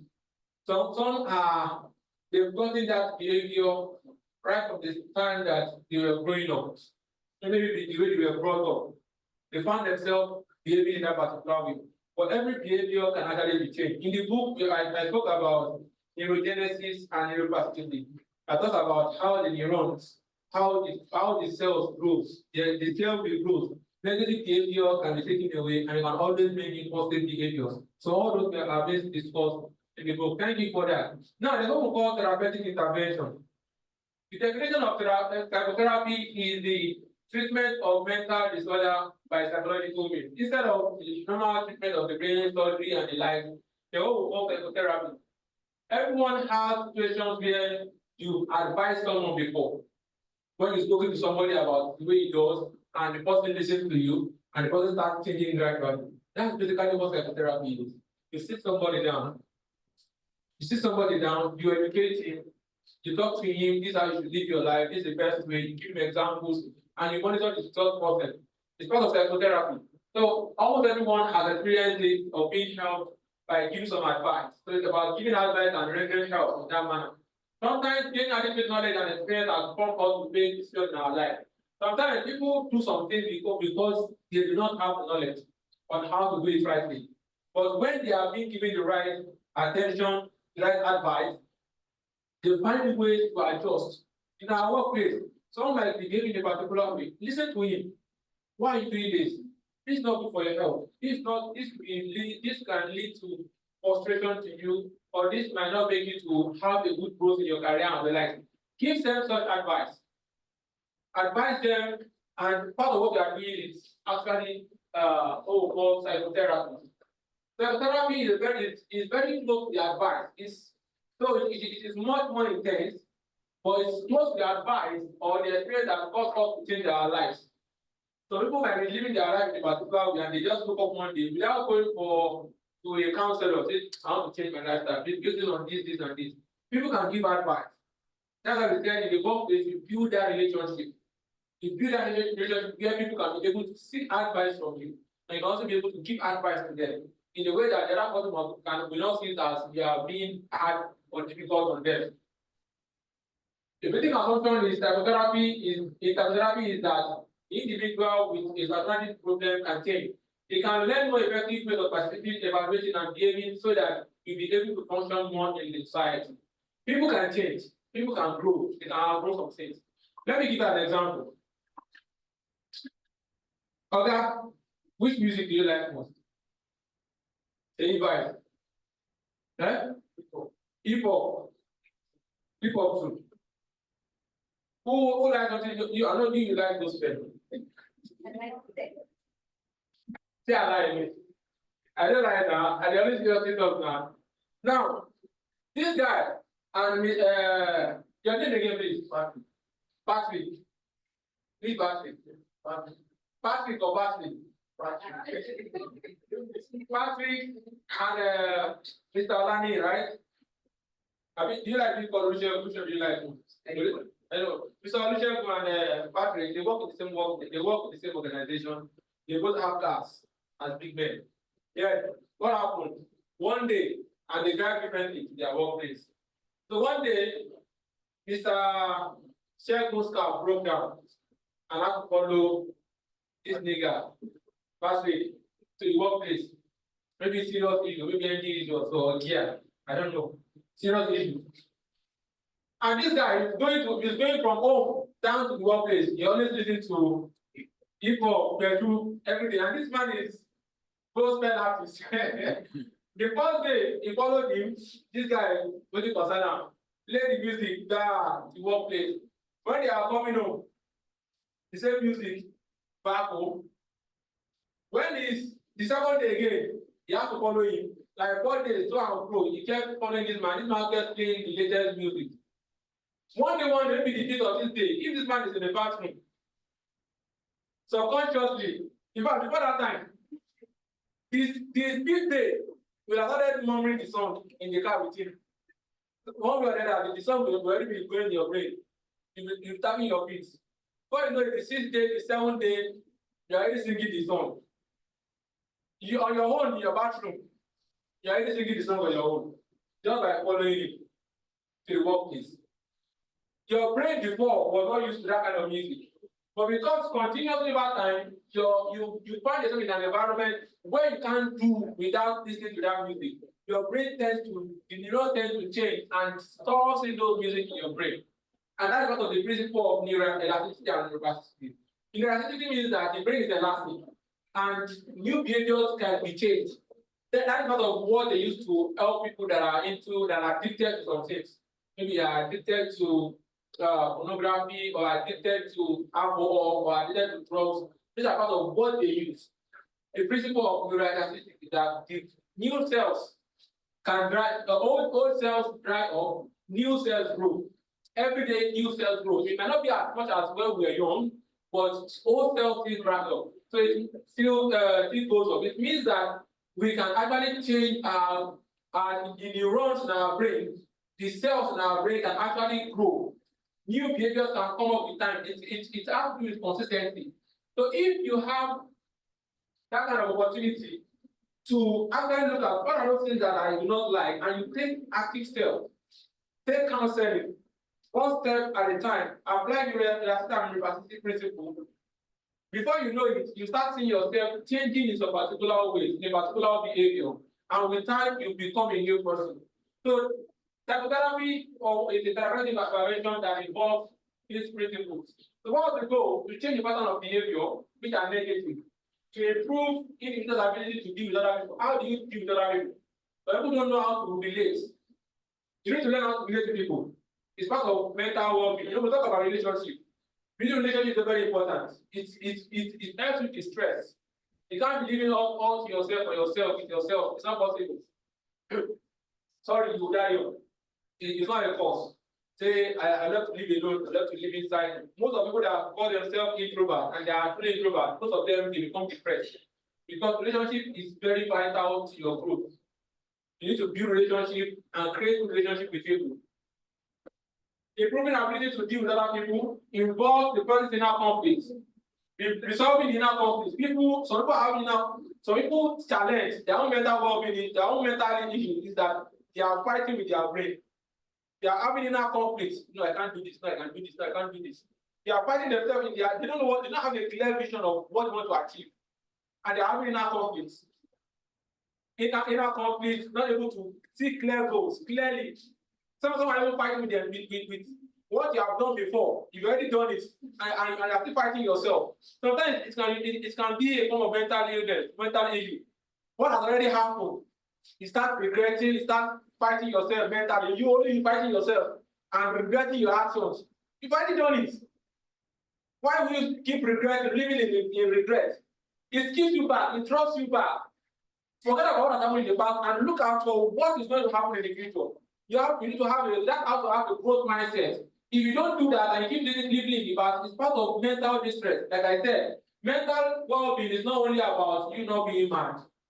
It's not only about wearing rats on the street. No. Mental well-being is about being mentally stable, ability to cope with situations and move on with life, being able to achieve your goals. And when you are able to do that and you are trying to live in the past, you are already drawing yourself back, and that is part of mental distress or mental unwellness. Changing the person having assumptions about himself, all these changes will help the person to live a much more meaningful life. So let's look at this quickly. There's this thing I want you all to do. Search for it on the website, www.16personalities.com. You get to know about your personality, about your individual process. You get to know about you can type it, you can type it, maybe do it later. What's the time now? This is my wristwatch. It's not wristwatch again. 1:11. Okay. I think we have a break by 2. You can browse it. It's like an assessment to understand your personality. There are a series of questions that you'll be asked. Your strengths, your weakness, opportunities, and threats. Have you typed it? 16 personalities. There are many of them. Ensure that when you are going to is 16personalities.com. 16personalities.com. Let me see. Yes. You can also take the test. Let's move on. So now let's talk about, or let's do that for 10 minutes. Let's do that for 10 minutes. Then we'll come back. Let's do that for 10 minutes. Oh, you're not that right.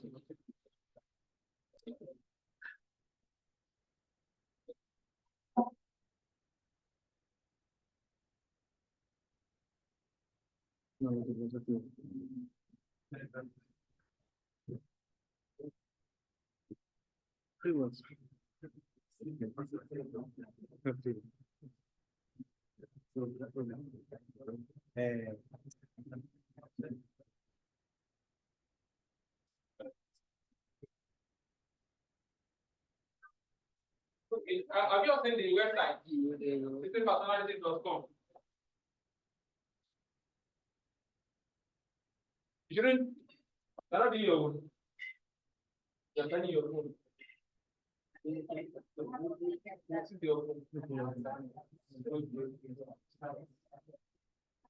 are many sites.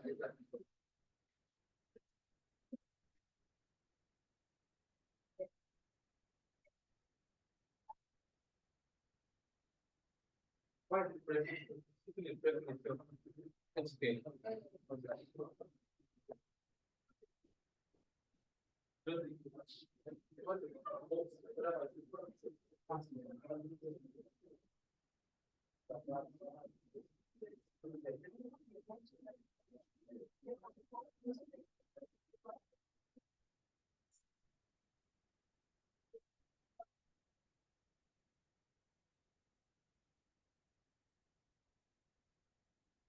Are we done? Don't lie, oh. In the lie.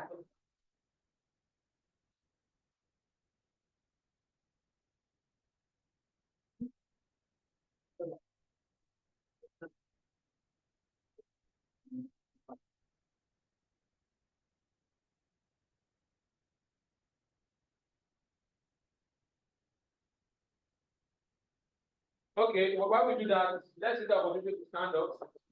Let's stand. I think most of us are already prepared. We're sitting for 1 hour now. Stretch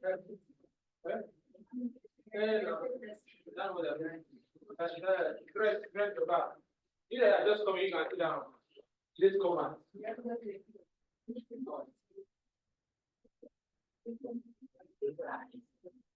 Stretch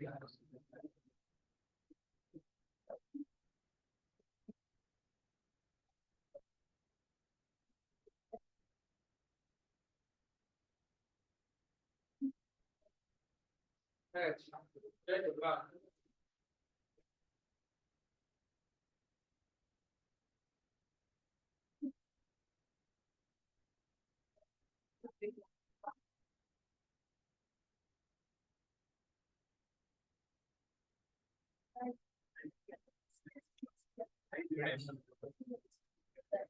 Okay, so let's sit down.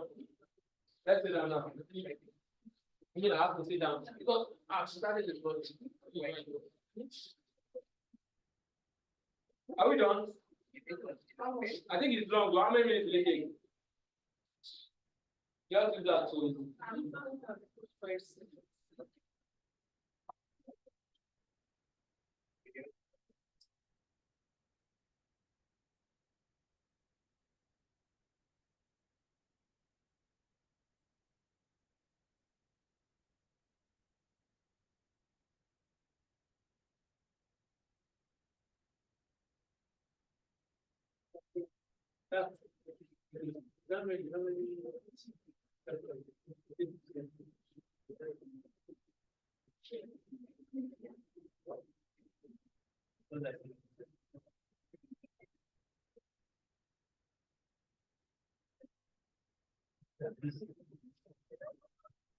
Yeah, I'm good.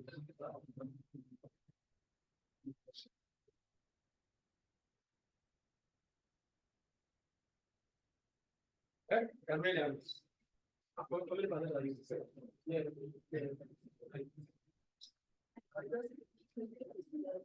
We started already, so we need to finish it.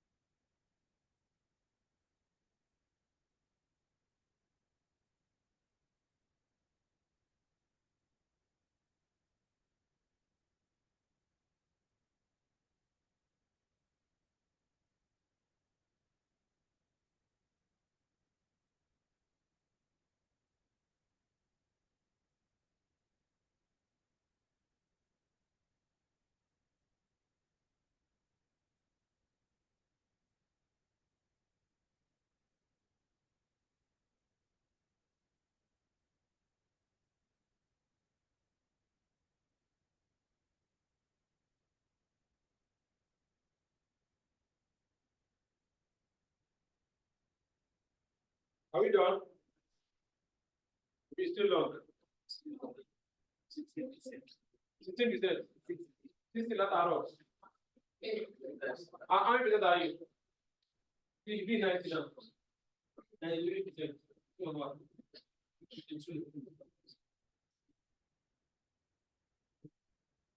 I don't know if you can continue it later.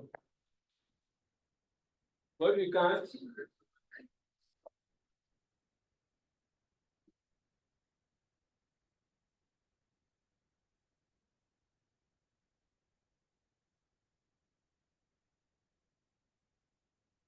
so those online, so I hope they are also looking at citypersonality.com. You can also between that.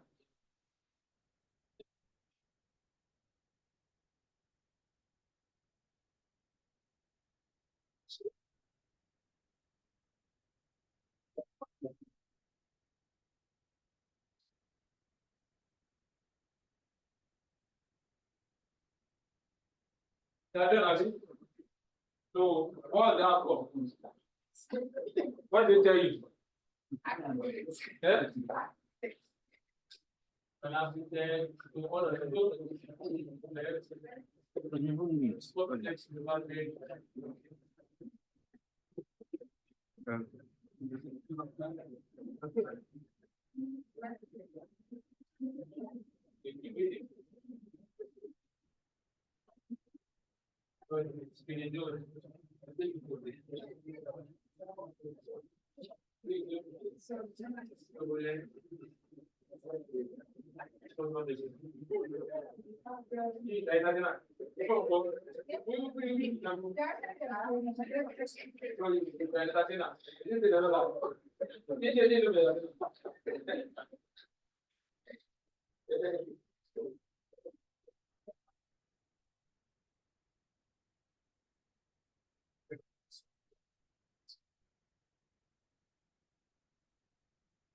All right, one more thing I've finished. Okay, 2. So if I entertainers, they call them entertainers. And when you look at them, you see they are entertainers too. You go, you entertainer too.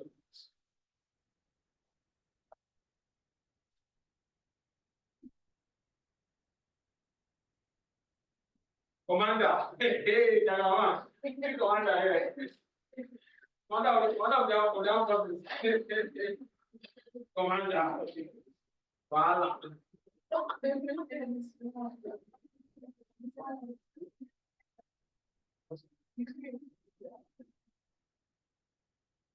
Okay. So understand your personality and look at those ones that you need to work on without doing it. Look at those ones that you like, and those that are like, ah, this thing is true, but I need to work on it. Those ones you need to work on them. That's the purpose. So try to keep what is your hey, I didn't have to say it.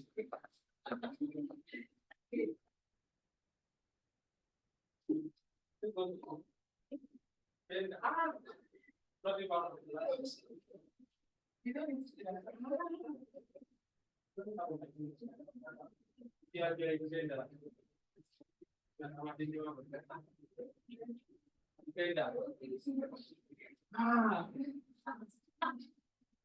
that's all right. Let's go on. So understand your personality and look at those areas that you might not be okay with. Your strength, your weakness. So it actually contains your strength and weakness, your opportunities for you to improve, and those things that are threats to your progress. So identify them and work on them. Improve on your strength, improve on your opportunities, work on your weakness, and address those threats. That was the purpose. Coming back, please. So we're talking about burnout and depression. Let's quickly watch this video. Let's watch this video quickly. Hey.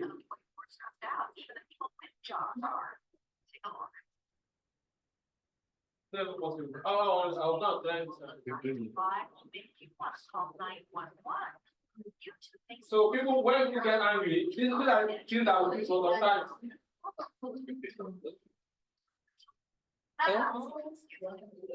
Example now, when you get angry, you just want to break everything.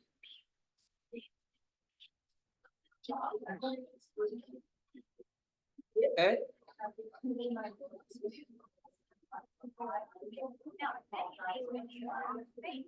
that look like the American workforce is on the edge of the business down. Workers of the world sit up against an infuriating workplace oppression, the tyranny of bulky computers, paperless printers, and enormous workers. We all bring baggage to work every day. Now, many of these videos are fake. Some are clever viral marketing campaigns. This is really an ad for office chairs. But all these online videos tap into something real. Let's call it cubicle rage. There's a lot of frustration in our society. What is it all about? The rewards of economic advance that got us all actually consumer rather than more people in society in general. And when people perceive inequity, they're likely to feel angry and they're likely to want to take retributive steps. Dave Heiner chain store in New York. A coworker captured his state of mind the day after Christmas 2009. Heiner says he was joking, sort of. But he says he truly had had with the customers and his manager. Dave has now moved on from that job. This video went viral on the internet. Here comes the new computer monitor. And so that video is to tell you what could the possible frustration that could happen in the workplace. People express their anger. We talk about anger management briefly. I think we will still address anger management, just few of those things that we need to. But if you want to get full details, just go through the book. Everything that we are saying here are already written in the book. So burnout and depression, they are like junior brother and senior brother. Burnout is the junior brother. When burnout is not managed, it leads to depression. Because depression is a function of burnout and accumulation of stressors. What can lead to burnout? Individual activity. Work. We talk about work challenges. If you are able to cope with the situation of life, you go through burnout. So a state of physical and emotional exhaustion in which one feels negative about himself. So when your job expectation is higher than reality, when you have so much work to do, many of you are as I kept the order. At the same time, you still work. You work from morning till evening. When you get it, you don't rest. You still have your personal work again. You still have to do it homework and you don't create time to rest. I was telling somebody some time ago that please, if you know that the workload on you is too much, look for somebody that you pay 20,000 naira. And the person who can help you to do your work. And you have time to rest. The person is like, no, I can't pay 20,000 naira to somebody in the month to come and help me to work. But you want to kill yourself with work. Because you work from morning till evening. Every single day, you are tired and exhausted. Pay somebody that will come in the weekend to come and clean your house, to come and do your clothes, your ironing, for you to relieve you of your stress. She said, no, the 20K is too much for her to use to de-escalate that stress. At the end of the day, you get accumulated with stress, you are unable to address life challenges, you are unable to focus because you've accumulated so much work. And that at the end of the day leads to burnout. And one thing about burnout is it makes people to behave in some particular ways. Just sometimes they might be mood swings. Say, what's happening to this person? Just have mood swings for no reason. Because of continuous work and inability to find time to rest and create space. Don't overload yourself with too much of work. Burnout is also often seen among staff in corporate organizations. So burnout, depression, and suicide occur more often than most people realize. Now, only burnout can lead to depression, and depression can lead to suicide.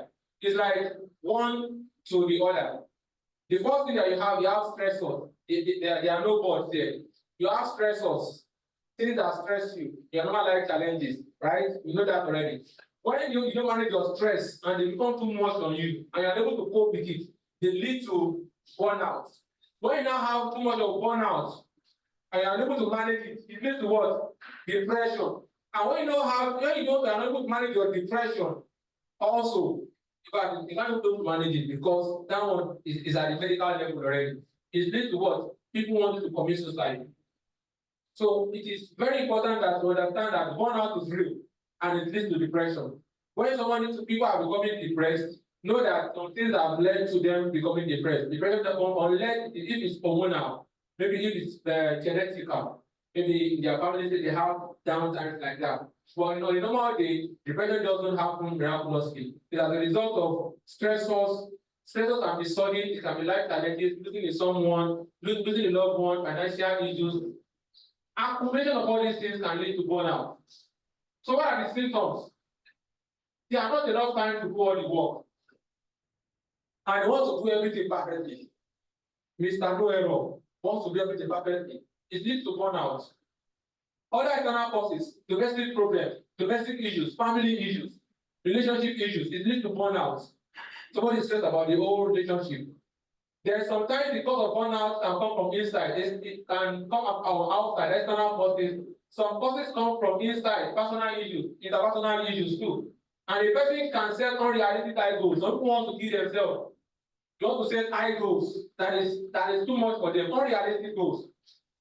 They want to wake up one day at the age of 20, you want to become a billionaire. Yeah, it happens. You have people that have that law. But on a normal day, there is life, there's the way life progresses. For people sometimes they set unrealistic high goals, and if they don't achieve it, they start becoming burnout and depressed. They start thinking of ways to kill themselves. He is highly committed to the job, a perfectionist, and wants to do everything on his own. He wants to do every single thing. He doesn't know how to delegate. Then too much workload will lead to burnout, and also lack of reward. When people are not rewarded, they are not appreciated for what they do. It also leads to burnout and unresponsive leadership. When you don't have leaders that listens to the workers, all this can contribute to having burnout. So when there is too much of load, like I said, when the job demand is too much, and you yourself, you don't have the resources, the capacity to do the work, then what you start seeing is burning out. Like I talk about some people in the book, I explained passion and addiction. Now, who can tell me what do you think differentiates passion from addiction? Who can give it a try? Passion, addiction. Anyone?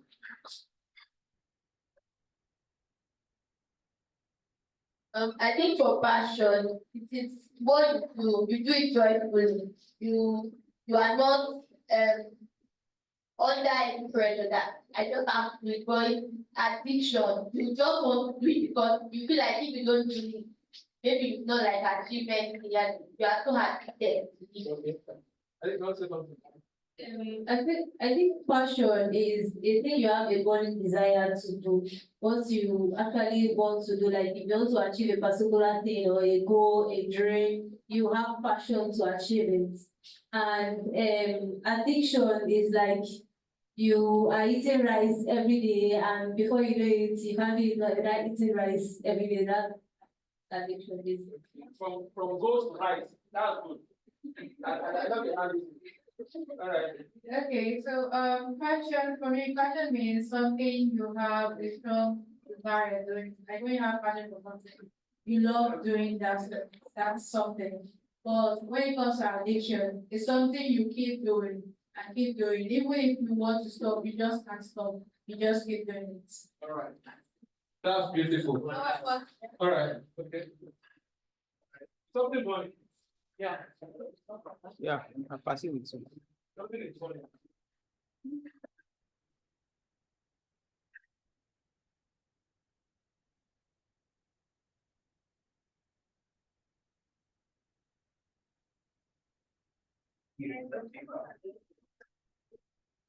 All right, now go ahead. Simple sense, passion is a healthy desire, while addiction is an unhealthy desire. Beautiful. I love that. I love that. It's paper. It's paper that is not outside. Right? Yes. It's paper. It's paper from where? It's like around here. Yeah, people What I think is passion, I will take it down to psychology. Passion is as a result of conscious mind. then addiction is a constant attitude now gets registered in your subconscious mind, even when you don't know, even when you are not conscious enough that you're doing it, you see yourself doing it. Like some people are taking carbonated drinks to a point now that they are getting addicted to sugar. So anytime they don't take Coca-Cola or Pepsi or any carbonated drink, that's something is missing in them. So it has now become a part of their subconscious mind. Yeah, that's beautiful. Because the conscious mind and subconscious mind, like that, and your For me, it's both are things we love to do. The thin line between them is saturation. it's beautiful. So you said your own healthy desire and a healthy desire. What's your own again? Your own keywords. Conscious and subconscious. So conscious is the healthy desire, subconscious is the unhealthy desire, and the thin line within them is exaggeration. They are all beautiful, and every one of you have spoken well. Now, let's bring it down to the workplace. Someone who is passionate, his goal about his job, his goal is to get the job done. Am I communicating? His goal is, I want to get the job done. Why someone who's addicted? His goal is, I want to do this job. Can you see the two differences? Someone who is passionate, his goal is, I want to get this job done. If I have to delegate, find resources just to get the job done. Someone who is addicted, his goal is what? I want to do the job. If these are no other person can do the job. So someone who is addicted will find it difficult to delegate responsibilities in the workplace. Because he believes that he's the only one that will get the job done. And sometimes we are like that. I'm guilty. Sometimes I'm guilty of that. I'm scared of by telling the children to do the job. They doesn't know what we are. They doesn't know if I can deliver this job late. Let me do the job myself. And it's not healthy. And it has become something that we don't do subconsciously. You don't want to believe that every job can be done by you. So that is actually a very good difference between those two. Now, this question quickly. Will you leave a high-paying job if you are unhappy for a lower-paying job?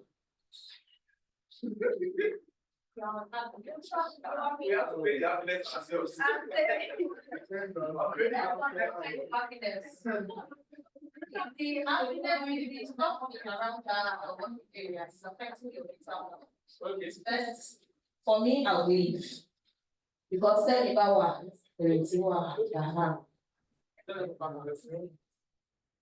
So, okay, you. Okay, I actually want to say it depends on the amount, the difference, yes. Then it also depends on the level of happiness too. For me as a man, in fact, naturally, men, we have this ability to shut out some things around us. I once worked with a boss. Whenever he started ranting, in my mind, I'll be looking at him, nodding my head. But in my mind, I'm doing what counting, LUP 71, LUP. By the time I count to 20, not round finish. Okay, sir, sorry, sir. I go out. I'm still intact. Okay, well. Someone wants to speak here. Okay. You want to say something? Don't be shy. Health is wealth. Once you are aware to perform, like to do the job that's expensive.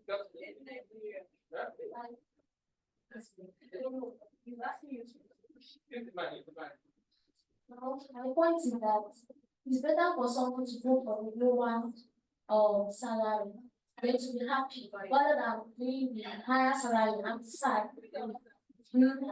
Yes, because health is wealth. Yes.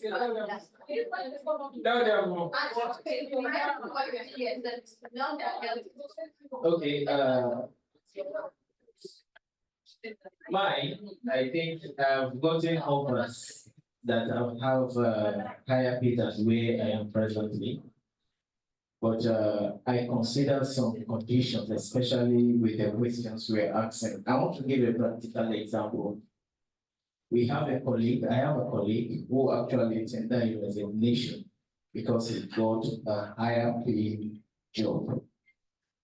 He got A job okay. So how that that pays higher than what the place I'm working pay. okay. So he tendered a resignation and he gave us the normal notification. So after 1 month, he private chat me if there is any opportunity. And the question I asked is, because before he left, there is what we do, we used to ask, I think, exit form. So we interview you to know if maybe the fault is from our side or you are not just comfortable with the organization. But the only thing he mentioned was that the place is going has offered him, I think, higher than, there is I think more than 50% increment in what we pay. So when after 1 month, when he reached out, he now said, if there is any opportunity. The question I asked is, what happened? And he said, these people want to kill me. That was the summary of what he said. And I told him, I said, I will discuss with the HR and if there is any opportunity. So it's not all about the pay, but about the comfortability. Because in one way or the other, unconsciously, just as you talked about the music, you will become that person then. And before you know, you'll be the one that will either be wanting or you will make the work environment toxic for your employee. Thank you. Thank you very much. That was beautiful. So, okay. Last person. Okay, for me, what I always tell people I not mentor that I talk to in terms of building a career is you can't have two things, or don't pray to get two things. Bad boss, bad organization. If you have those two things, you are finished. So you can know that an organization is bad, but if you are able to know before you join the organization that that boss is good, then you won't have any issues. But if you have a good organization and a bad boss, yes, you can cope. You should learn to manage your bad boss, or let not say bad, toxic boss, and use the benefits of a good organization, the culture and everything, benefits to just encircle you to save what the bad boss is giving you. Because if you are in a good organization, the bad boss cannot outrightly withdraw or give you bad appraisals. He cannot just sack you. He cannot shout on you if you are in a good organization. But how many organizations are good? So for me, if I'm moving from one career to the other, now the work is so easy. There's LinkedIn. So if I'm interviewing for an organization, I go there and just type, let's say, Coda Safety Consult. LinkedIn will give you staffs for Coda Safety Consult. Yeah. And I start connecting with the CEO, connecting with the HSA person. I will start studying, what did he study? What is he doing? Is he a career person like me? Then when I've done that, I start asking colleagues that and respond on LinkedIn. How is the culture like? How is this manager like? That way, like my current organization, I was able to research my former boss that I left in December before I joined the organization. So that's just basically. Then if you are going for a higher paying job that will make you unhappy. You see, it is after when you have gotten to that capacity, when you have already experienced being paid high, and you see what toxic environment is, then you can make a decision. The reason why most of our saying is that God you don't experience that situation whereby you'll be earning much money from your company, but you'll be happy. I've seen people that are earning as much as 1.something million and they left the job because of collect salary of 20,000 just because of the toxic environment that is there. But because you've not gotten there yet, you're like, and the money falls, so I'll manage my boss. But notwithstanding, what we're trying to say is, number one, the COVID techniques that you're talking about. Why we are here is to understand that there are ways that you can cope with certain situations. Like, Ebuka gave an example, and which one of the which one of the things that we talk about, defense mechanism, just trying to, as man is shouting, his mind is somewhere else. Just once you are done, I'll say I'm sorry, sir, and I will continue. But another thing is that what is your own job situation like? What are you supposed to do? Do your work diligently. Give evidence. When they are to send emails. Try to find a way to address what could lead to official issues between you and your boss. Like we said, people are not the same. We have different personalities. We have different upbringing. We have different behaviors. So expect the work behaviors from wherever you are working from. But be able to also learn that because people are differently, people are different personalities. There are ways that I can actually cope with them, understanding their needs and working within their needs. Our goal here is not to tell you to leave or resign from companies. Our goal is to see how you can also contribute to building a positive culture in the organization. Some boss are very difficult to talk to. There are some that they are very tough, but by the time you now get close to them, you now see that they are actually very soft. All those toughness is just like that negativity. They are just trying to consider that yes, I'm the boss. Just to have that confidence that I'm the boss. I'm the boss. I'm the boss. That's just to have that feeling. That's not let me behave that way. So yeah, so give or take, understand your working environment, but if it's at the expense, at the extreme end of your health, mental health, then you should be welcome, sir. Please kindly welcome my Oga, the current national chairman of Nigerian School of Engineering. You're welcome, sir. Please, you can put the report here. Yes, sir. You're welcome. Thank you very much. All right. So we've been talking about mental well-being, and I think we'll need your advice on this. So look at this question. We ask ourselves, as young colleagues, that will you leave a high-paying job if you're unhappy for a lower-paying job? Advice or experience or anyone, sir. Well, I'll also say experience. If you're a young person, I'll say yes, leave the job.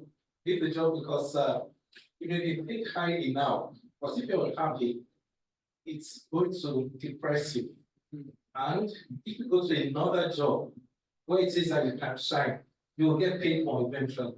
But if you stay where it is that you're not happy, you'll kind of stagnate, and then it's not going to help you in the long run.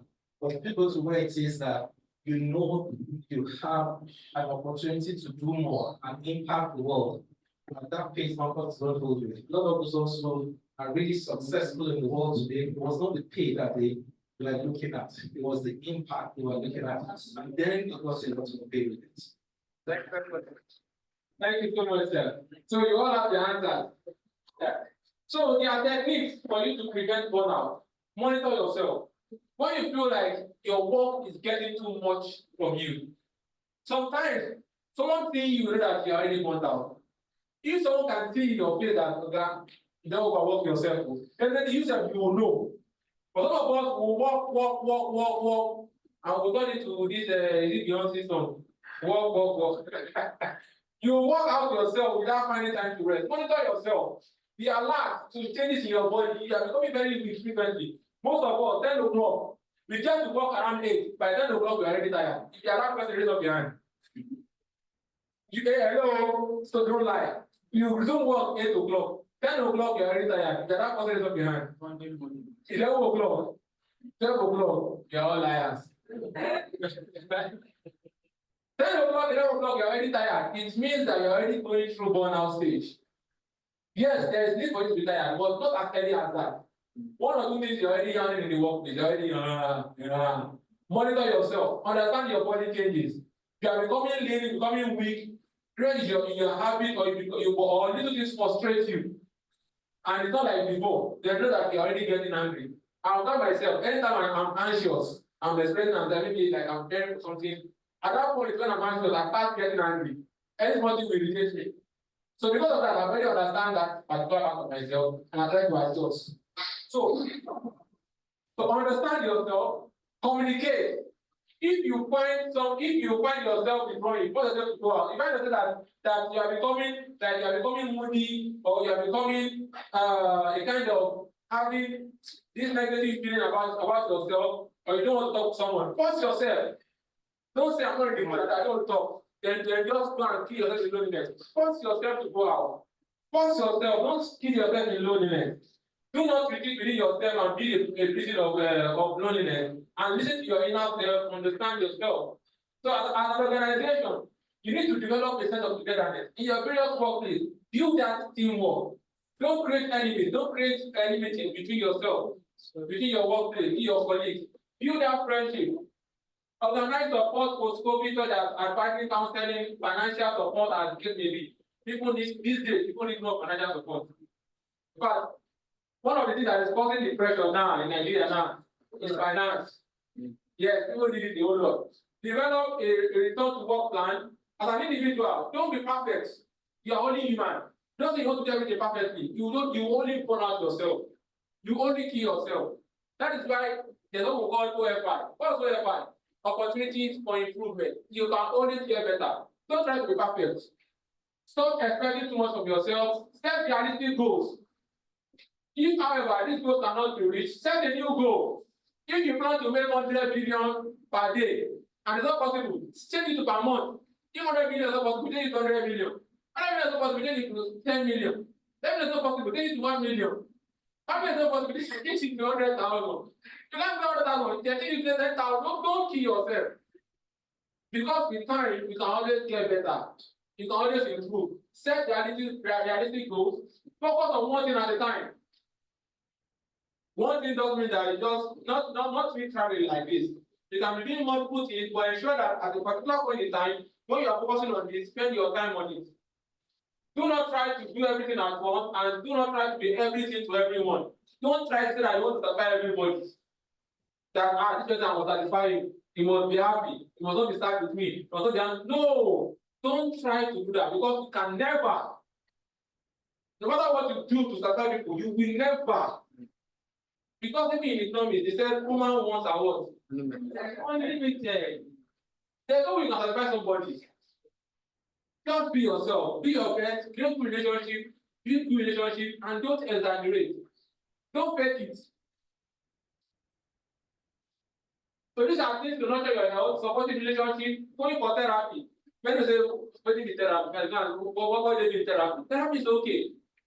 Go for therapy, go for counseling, go for advice. It will help you to rethink the stress. Like I said in the morning, many people are not able to navigate through their life challenge. Why? Because they have so many things on their head at the same time. So it's not giving them the opportunity to be able to think. Their brain is cloudy. So try to go for therapy. Don't overbook yourself. Positive talk. Talk to yourself positively. If you want to have pets, don't have pets, but have pets that you can take care of. Not the one that my neighbor has the pet that is stopping inside the rain, inside the sun. I don't know if it's compulsory to have a dog. It's not compulsory. You say you have a pet, but in your house, is it that in the rain, sunshine, that dog will shake like that, like, dog. And you say you have a pet. That's not a pet. That's not a pet. If you want to have a pet that you can take care of, so that God will not punish you. Celebrate your achievements. If you have into achievements, celebrate it. Be happy with yourself. Limiting substance use. You still talk about those parts. Then try new things. If there's a new thing that you want to try it. Don't be scared. Try it. The one thing is that you will learn from it. It will not work. You learn from it. Don't try to limit yourself. No, we talk about high standard and high standard the other time. Try to push yourself to do things. Then communicate your needs, let go of what you can't control. Things that you can't control, don't disturb yourself over it. Don't worry yourself. Work within what you can control and put more effort in being your best. Eat nutritious food. Many of us, we are already used to junks day and night. Eat fruits, they are good. Meditate always, take technological breaks, take time for your hobbies. If there's something that you love doing, Don't say you must work from morning till night. Take time for what you love to do, for your hobbies, what makes you happy. All these are part of what will make you a better person. Learn to relax, leave work at work. So many of us, you don't have office at home. So if you leave your yeah, pointed at me. If you leave your work and you get home, you resume to your another work and the same work that you're doing in the work they are doing at home. Leave work for work. There's a reason why we have break. 8 to 5 is enough. Continue tomorrow. You can never complete the work. Do not take corrective paperwork at home every night and on weekends. Plan to take vacation break away from your work. Some people they will be on leave. They will still come to work. They say they are missing their colleagues. Is that what they leave? That's not what leave now. You go somewhere out of your work, somewhere out of your work zone. Go and have a feel of the environment. Go and enjoy yourself. Go outside. Go to the mountain. So many things that you can do. Take a break at the interval to recharge your battery. When you are weak, take breaks at interval. Then you can also learn and practice how to relax. We'll talk about relaxation techniques as we go on today. Yoga is one of them, but others are available. Others include music. If you are like I love listening to music, reading some, maybe like the Muslims, they might like to listen to recitation of Quran and like whatever makes you feel relaxed. Not everything is you must jump up and down. There are times that you just need your mind to relax. And your mind to relax based on what you play, what you listen to. Then painting, whether you have a passion for something, whatever you love to do it. Active sports, swimming, volleyball, something that a good relaxer that make you feel relaxed. Something that will take your mind, your brain off work completely, and your mind will focus on something else that you love to do. All this will help you to become a better person and you become more productive. Depression, the senior brother. 1 out of 10 people are depressed in a lifetime. We talk about the statistics. You can find more about this in the book. It's defined as this mental state characterized by a feeling of sadness. You know, I said from depression, we have suicide. Sometimes from depression, we have psychotic behavior. Some people from depression, they become psychotic. They start behaving, and psychotic behavior is what we try to make it sound good. It's what we literally call madness. But in English, we try to make it look sweet, psychotic behavior. So from depression, some will graduate what? Psychotic behavior, some will graduate what? Depression, and some can even graduate to what we call to medical illnesses, medical conditions. Maybe they have high blood pressure before, and because of too much of thinking, depression, it leads to them having serious medical consequences. So, and it's not always very funny. Depressive state is not always very funny. You can't cure depression by just advising. It requires proper medical attention. When someone gets to this depression, the funny thing is that we use this word like we have used it any small thing and depressed. They are not depressed. If you know what depression is, a woman once went to a therapist and told you that because she lost her mom, she told us in the class, we had a class, a training with them.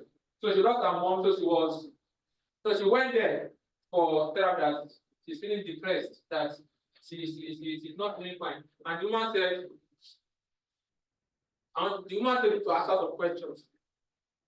And when they said, you are not feeling depressed, he said, apart from the fact that some people might want to use it, then she asked her, this makeup, why do you make makeup? I need to look good. Is it, oh, you're not pretending? No, you're not depressed. Someone who is depressed will not have time to apply makeup. Someone who is depressed will not have time to sit down with the hairdresser to do her hair for 3-4 hours. Makeup, dress well, perfume, good rest. I think you are depressed. You are not depressed. When you see someone who is depressed, it's not always funny. They look tattered. Someone who takes care of himself, I said before, we start looking, you don't even understand ourselves. Meanwhile, there are some that will deliberately do makeup to cover up their depressive states. But in a normal day, you can't say you are depressed and you are sitting on, you have time to take care of yourself. Someone who is really depressed don't have time to take care of himself again because he has lost every purpose in life. So we use that word every time we are I'm depressed. We are not depressed, we are only languished. I think I spoke about languishing in that book also, and I think we'll just go through it briefly here. So we have different symptoms of depression at the extreme stage. That's why we call it clusters of symptoms. It's not only one symptom that you see, say somebody is depressed, but a cluster, a combination of 3, 4, 5, 6 symptoms together can make you say somebody is depressed. Number one, trouble in concentration. The person is not able to concentrate. His brain is everywhere. His brain is not focused. And losing trouble with memory, feeling guilty of what does not concern him. Any small thing is already feeling guilty. Like as we started this event late now, due to people didn't show up early. When you start feeling guilty that is the cause, what does not concern him? You start feeling guilty of the traffic in Lagos. Start feeling guilty of everything. It starts seeing itself as the bad egg. Everything is about her or him. Then insomnia or excessive sleep is not able to sleep or sleep excessively. Then feeling of hopelessness and worthlessness. It's having this feeling of hopelessness that is not achieving anything in life, is not feeling good about life. When it gets to this stage, when it's already becoming depressed, withdrawal from activities. Someone that is always active, that is always friendly, going out, is one that is always here, helping people to get in, always friendly, now becomes somebody that is withdrawing. During break time, he doesn't go out to eat again, he just sit down somewhere and be pretending like he's fine. If when they start to depress, someone who goes to club, is not more going to club. Someone who always wants to have a gathering, is not more doing that. At that point, it's becoming a state of depression. Then decrease in interaction with families and friends, decreased work productivity, relationship issues with co-workers, changing the goal habits, weight loss or weight gain, decreased libido, and slow speech. All these have a cluster of them have become you can say someone is going through depression. Then to cure it, it's a whole lot of things on its own. I talked about it briefly, but it is a seriously mental condition. It requires using these drugs, anti-anxiety, antidepressant, and psychotic drugs. Let us go deep into that. So what we go through is languishing. What time? Is it already 2? Right? 2:02. Okay, let me see this down. If I will go for our lunch. Okay, let me just go through this few parts. So languishing is what we go through. It's a feeling of joylessness and aimlessness. We are not depressed, but at the same time we are not happy. We are not depressed, but at the same time we are not happy. So it's not issue of honor. Also, there isn't any feeling of hopelessness. Meanwhile, you are not seeing anything exciting about life. That's why you need to be deliberate about going out with your family, have fun, have games that you can play internally at home. Do things that will make you happy. Go outside. You can't need to go out once in a while, see the environment. Not everything is you, your work, your family, your work. Most people don't have time for their family. So you need to create time to take yourself out of that burnout zone so that you won't get the stage of depression or languishing. So you're not finding things exciting. Nothing is making you happy. Nothing is making you feel joyous about life. This is the new trend because of the issue of COVID that happened, but it's something that we can also address. What are the symptoms? Individual non-functional capacity. Many of us are going through this. You know that you can do more, but you are not doing it. You feel like there's more I can do, but you're not seeing that thing, that joyfulness in what you are doing. Lack of concentration, lack of motivation, don't be motivated. Then absenteeism and presenteeism. We talked about this before. Then unnoticed absence of happiness. You don't feel like you're just there. After scrolling your phone, nothing is making you feel excited about life. All these are what people go through that they don't take note of, and it makes them be less productive in the workplace. So what are those things that will help us to address the issue of languishing? Flow concept. There's what we call the flow concept. Flow concept means that I think they apply it in some workplace too. For those that are HR, they advise it. When you get to the work, maybe the first 30 minutes, you don't do something else. Don't focus on that particular work. Maybe you are typing something. You don't allow nobody distract you. Just focus for that 30 minutes. It can be a film. Just focus on the film. Switch off your phone. Just watch the film for the first 30 minutes without any distraction. It helps to build your concentration. You know, we talk about part of the symptoms is what? Lack of concentration. So to build your concentration, you can try to focus on one thing.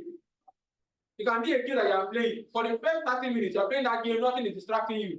You remove your notification from your phone. Anything that can distract, you remove it and just focus on one particular. It can be anything. It can be reading. 30 minutes, nothing distracts you. It will help you to increase your what? Your level of concentration. Then focusing on small goals. Some of us want to be everything at a time, want to achieve everything at once, which sometimes is not possible. Your small goals can be another big goal, because small goals is relative. What I will say as my own small goal can be someone else's big goal. But whatever is your own definition of small goal and big goal, take it one step at a time, so that you won't accumulate too much and you'll not be able to achieve what you want to achieve. What is that? That you've already distracted yourself. Flourishing. So now, this is the opposite of languishing. Okay, I think you are distracted and you think it again. Calm down now. We'll still go for break. I know you're telling me that there's break time. Calm down. I know. So flourishing on the other side of languishing, the other side is a loving combination of physical, mental, emotional well-being. And it helps to spark a sense of fulfillment, purpose, and happiness. You're happy with yourself. You have that sense of fulfillment in what you do. What are those ways in order to get it? Oxytocin, hormones of trust, trusting people, social bonding, building relationship. It is well known for being released during breastfeeding. I don't know how you can get breastfeeding for men, but I know babies get breastfeeding. So during breastfeeding, but you can also get it during handshake, partner dance, body walk, mental imagery, and other things that you need to do in order to get this hormone of trust. Building good relationship, hugging ourselves, having good time with ourselves. Then the next one is making friends. Have good friends. Good friends, though, not friends that will go behind you and destroy you. Positive friends that help build good interaction and networking. Staggeringly, that is the journey of life. Staggeringly is found as this attentive and appreciation of your experience. Whatever you have gone through in the past, the good side, remember all these good memories. You know, sometimes, especially these days on Facebook, they don't show you one old picture, maybe 10 years ago, 5 years ago. It takes you to the memory of those times. Those things, it makes people happy subconsciously. Just remember those things. Back then, like small though, just start talking about those times. So sometimes you just need to be happy with what you have gone through when you're in secondary school, primary school, your friends that you have met. Just think of the positive part and be happy. It helps to release those hormones that makes you to be happy with life. Then, flourishing your job, you see a career, your work will be a job, a career, or a calling. I think I spoke about it in the book also. Some their work is their job, some career, some is calling. However, calling means that you love your work, regardless of what happens, you keep doing it. Your job should be more of a calling than just a career or a job. Beyond self-esteem, there is a strong subtle difference between self-esteem and self-efficacy. Self-esteem is sort of feeling good about yourself. You feel good about what you do. Whenever you achieve something, feel good about it. Don't just do it and just leave it there. I've done that one. What's the next thing? That that you have done, that you have achieved. Reflect on it. Be happy about it. Don't just do it and just leave it. Self-efficacy is the belief that the ability to utilize your skills in the given circumstances. Being able to achieve something, believing in yourself that you can achieve your goals and your purpose in life. So when we come back from break, we'll continue with this other part, which is anger management. Thank you and God bless you. So let's take a break. Yeah, getting it. So we are having our lunch now. Thank you so much.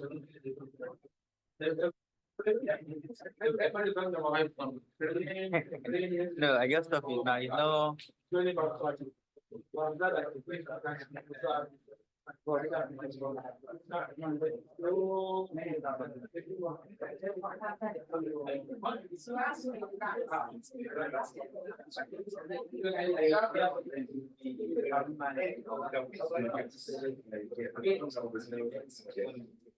No, I thought it was just, and then when you was, so when you think of it. Oh, the national thing. No, yeah. Thinking like, even it's, yeah, what's the picture over there? I definitely, I think, but I think,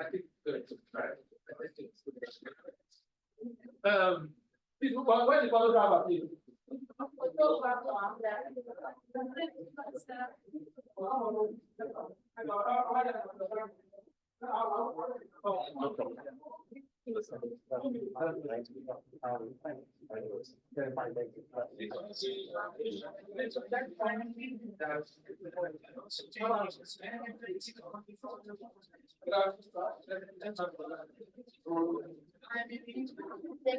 I also did need to stand in Mexico.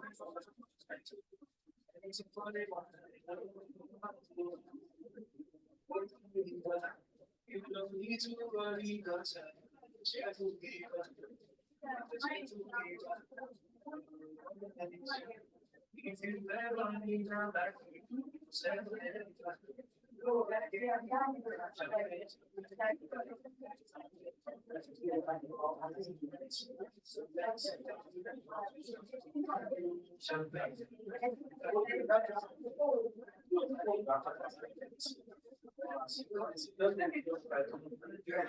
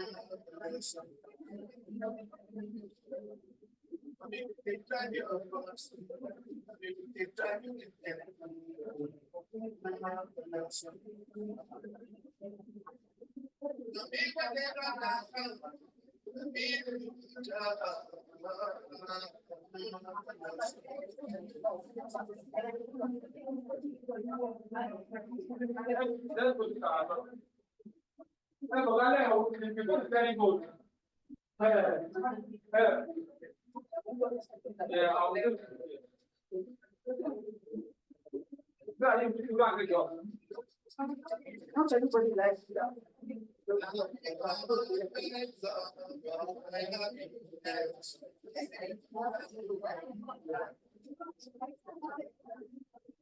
Zainab, Zainab, you want to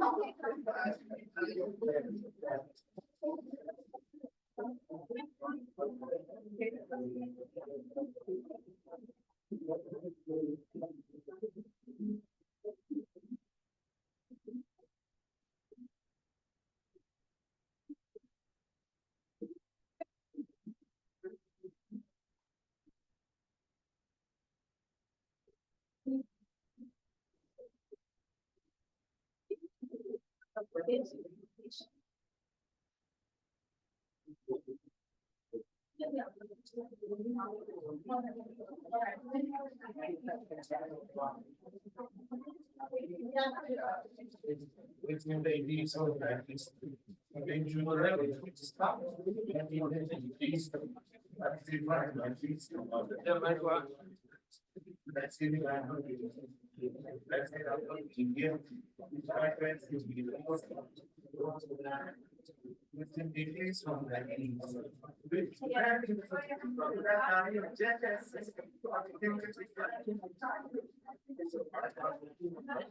You need to Jason. First, that regularly. Microsoft and US. First, that the car.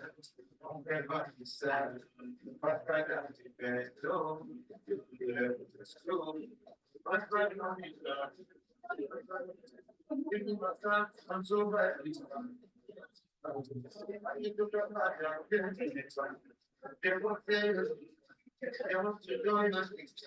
Before you got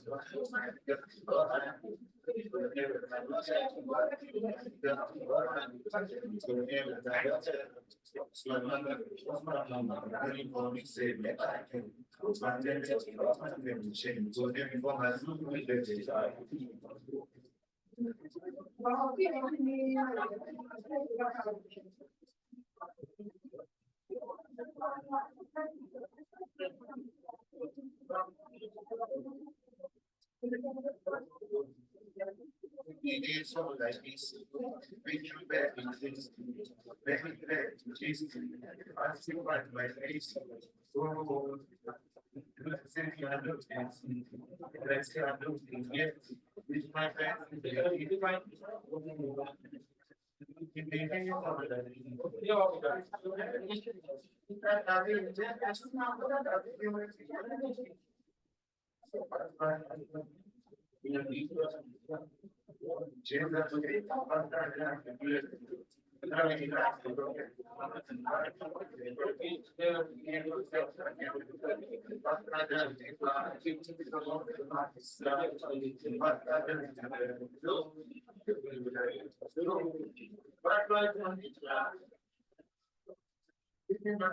I'm so bad.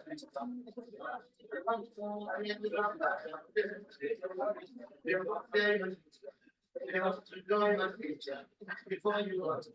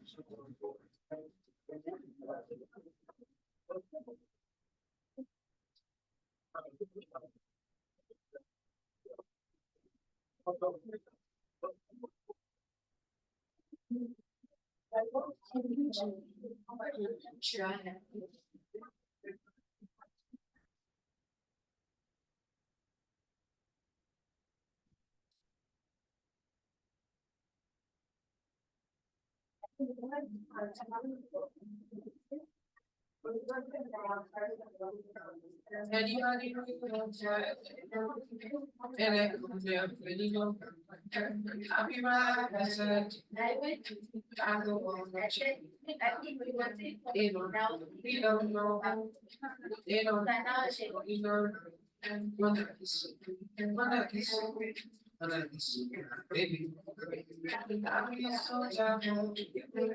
Yeah, see, I'm tired. You know I'm tired. I do not need to come with you. I'll be right beside you. Anything that you if you ever say, I'm running to you, running to you. I'm running to you, running to you. And you say that you're running to you. I'm running to you, running to you.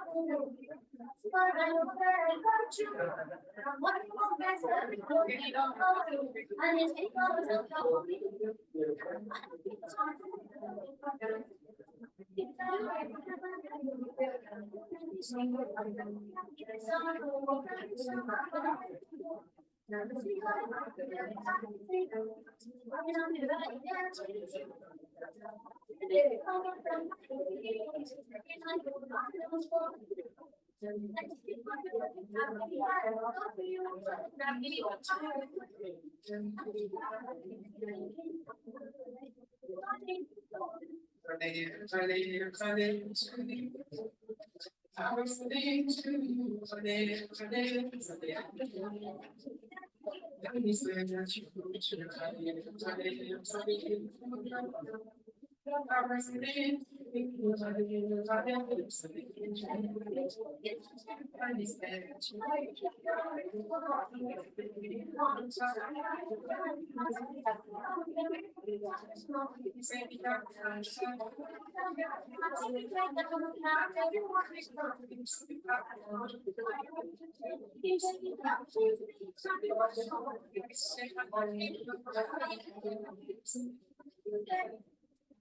wanna be the Jews, wanna be you. Yeah, I cannot be alone. Yeah, I cannot do it.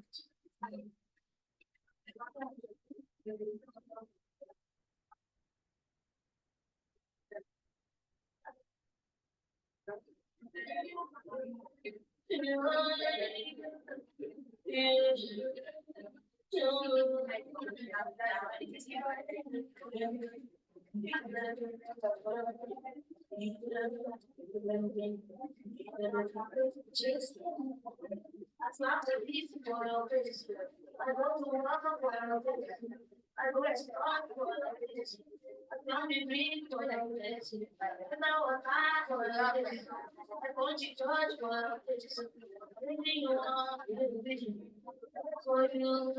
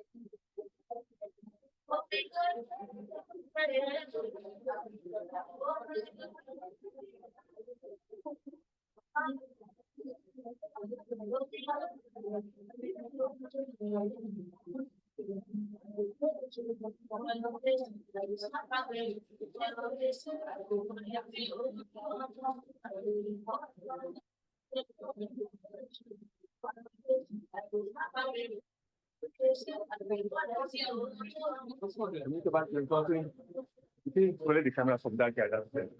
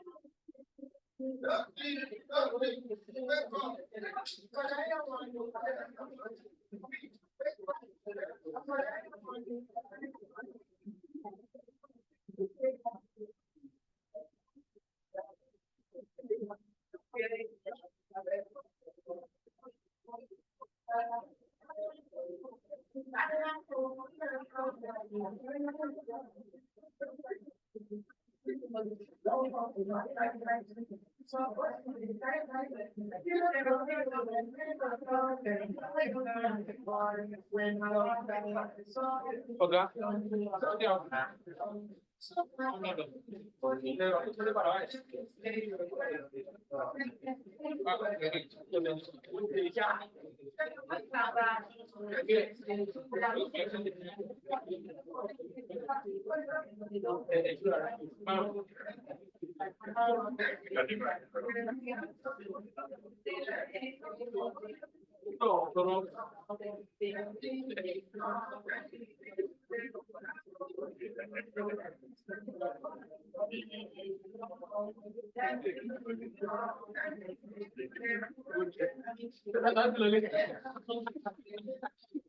You're going to it.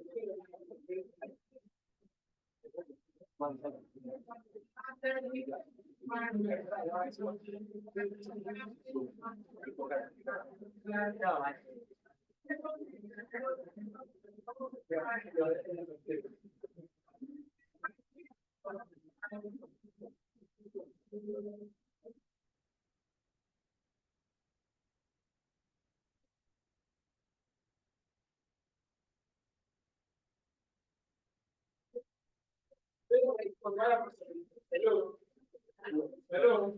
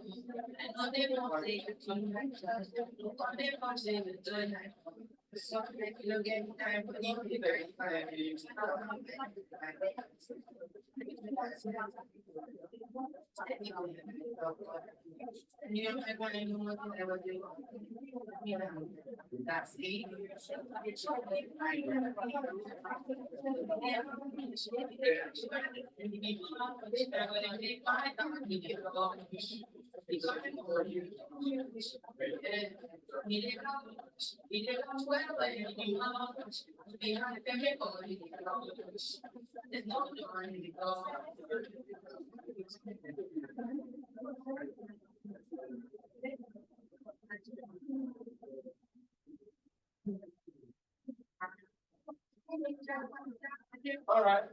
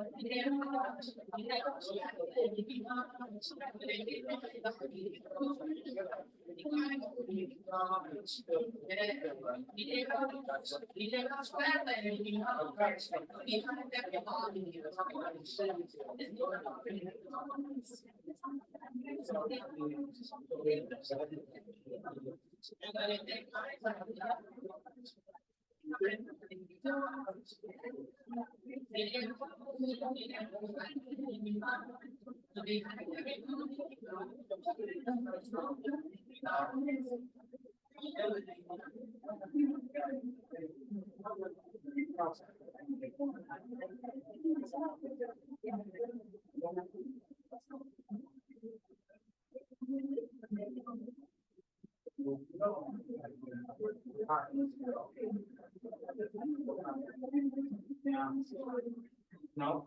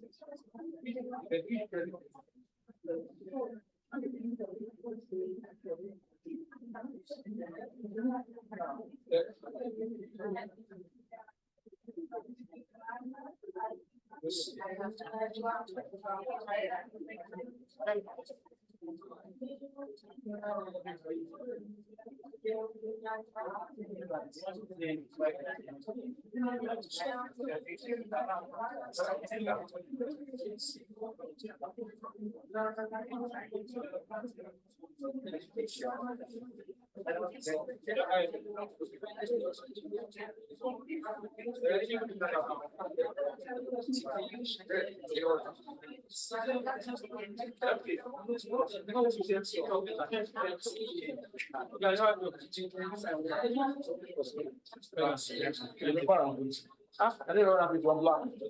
One block.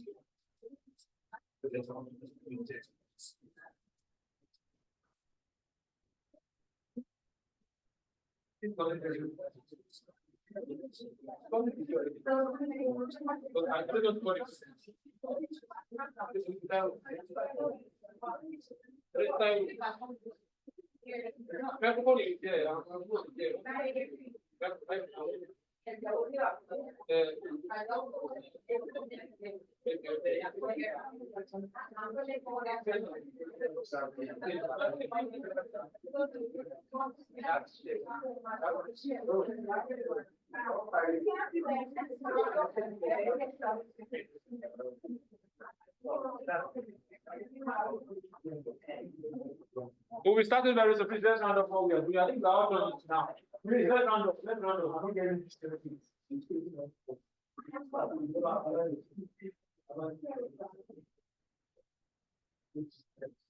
Okay.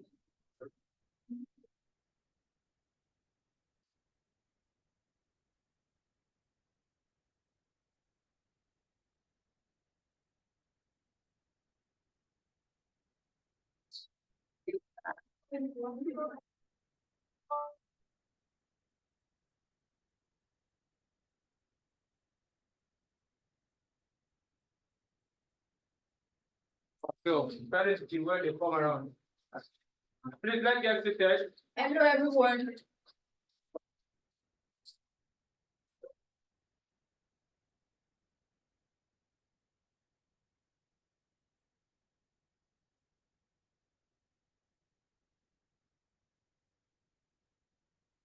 Hi, everyone. I trust we everybody.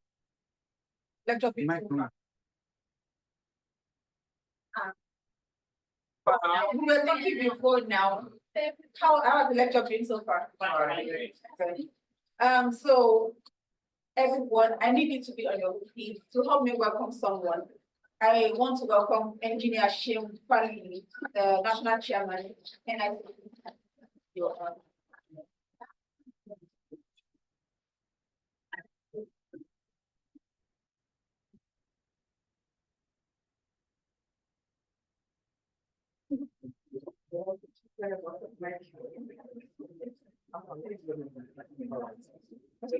Okay, please let me find about that.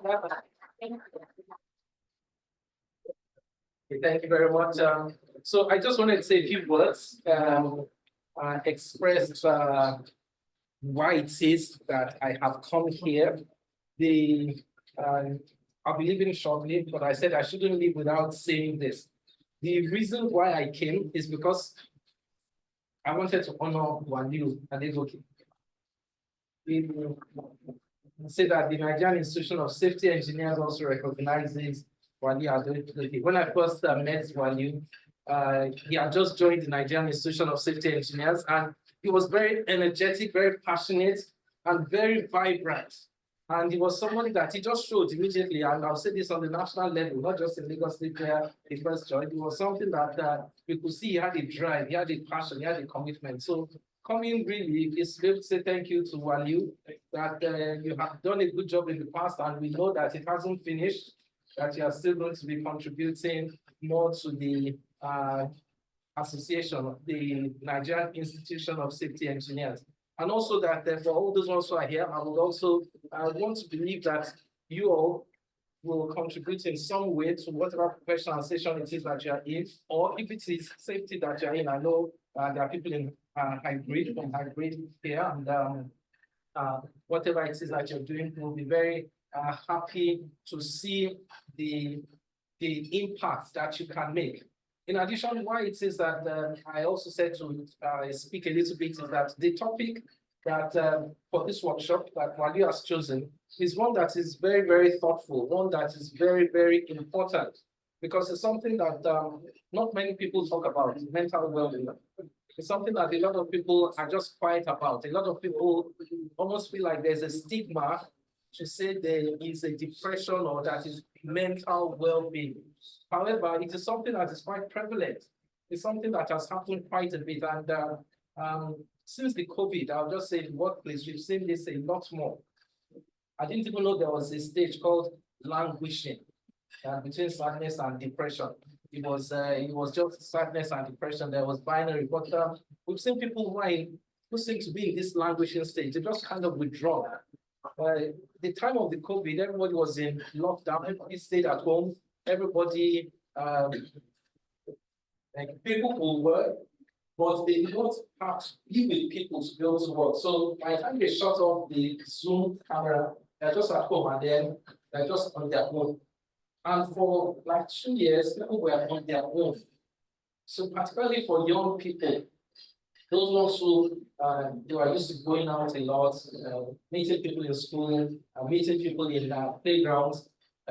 For 2 years, not to meet people. It took some time to be able to reintegrate, to start meeting people, and they just wouldn't come out. It's something that the World Health Organization is saying that it's what they call the long tail of the COVID, that we are seeing the effects. So the people are not physically sick, it's not COVID, but we know that since the COVID time, there has been that wellness or well-being mentally that has shifted for a number of people, but they don't say it out, they don't talk about it. There are people that I know. One of my staff before in one of the companies, she's a lawyer, and after the COVID, she just shut down, went into herself, and would not talk to people much. She didn't want to associate much. She is more comfortable with Zoom meetings than in person. If all of us are able to have this kind of interaction, so that people know that there's nothing wrong when it is that you feel like you don't want to associate, that it's just that there is some adjusting that you need, and then get the tools like Waliu has been showing, whatever it is that are these things that will help, as he said, about focusing, about relation, about all those things that will make a person now have the joy of life again. It's something that will have helped out them.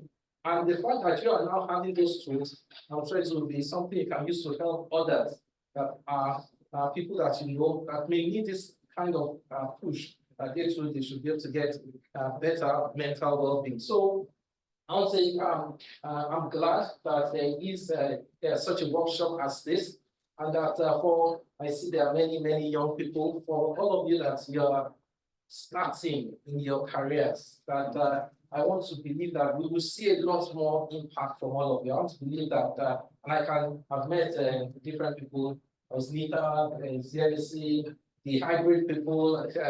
It's very nice to meet all of you. And I really want to hope that you do more for Nigeria, just like what you have done for the Nigerian Institution of Safety Engineers. I want to believe that this is just a start, and that in future I'll be seeing your names in lights, that you'll be stellar people who have achieved a lot. So on that note, I'll say thank you very much, and I wish you all the best. The rest of the project. Thank you very much. Thank you very much, sir. Thank you. Thank you very much, sir. Please give him a round of applause. Please, let's do a group photograph with him. So please, just a group photograph, all of us. Let us do that with you. Yes, no. Oh, God, look at it. I think it can be connected.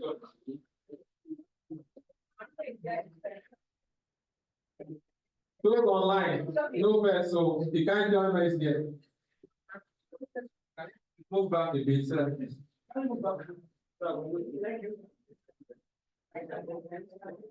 Okay, I'm so.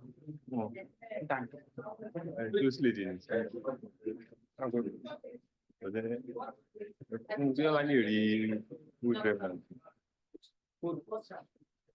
Remnant. Yeah, just need to have very good.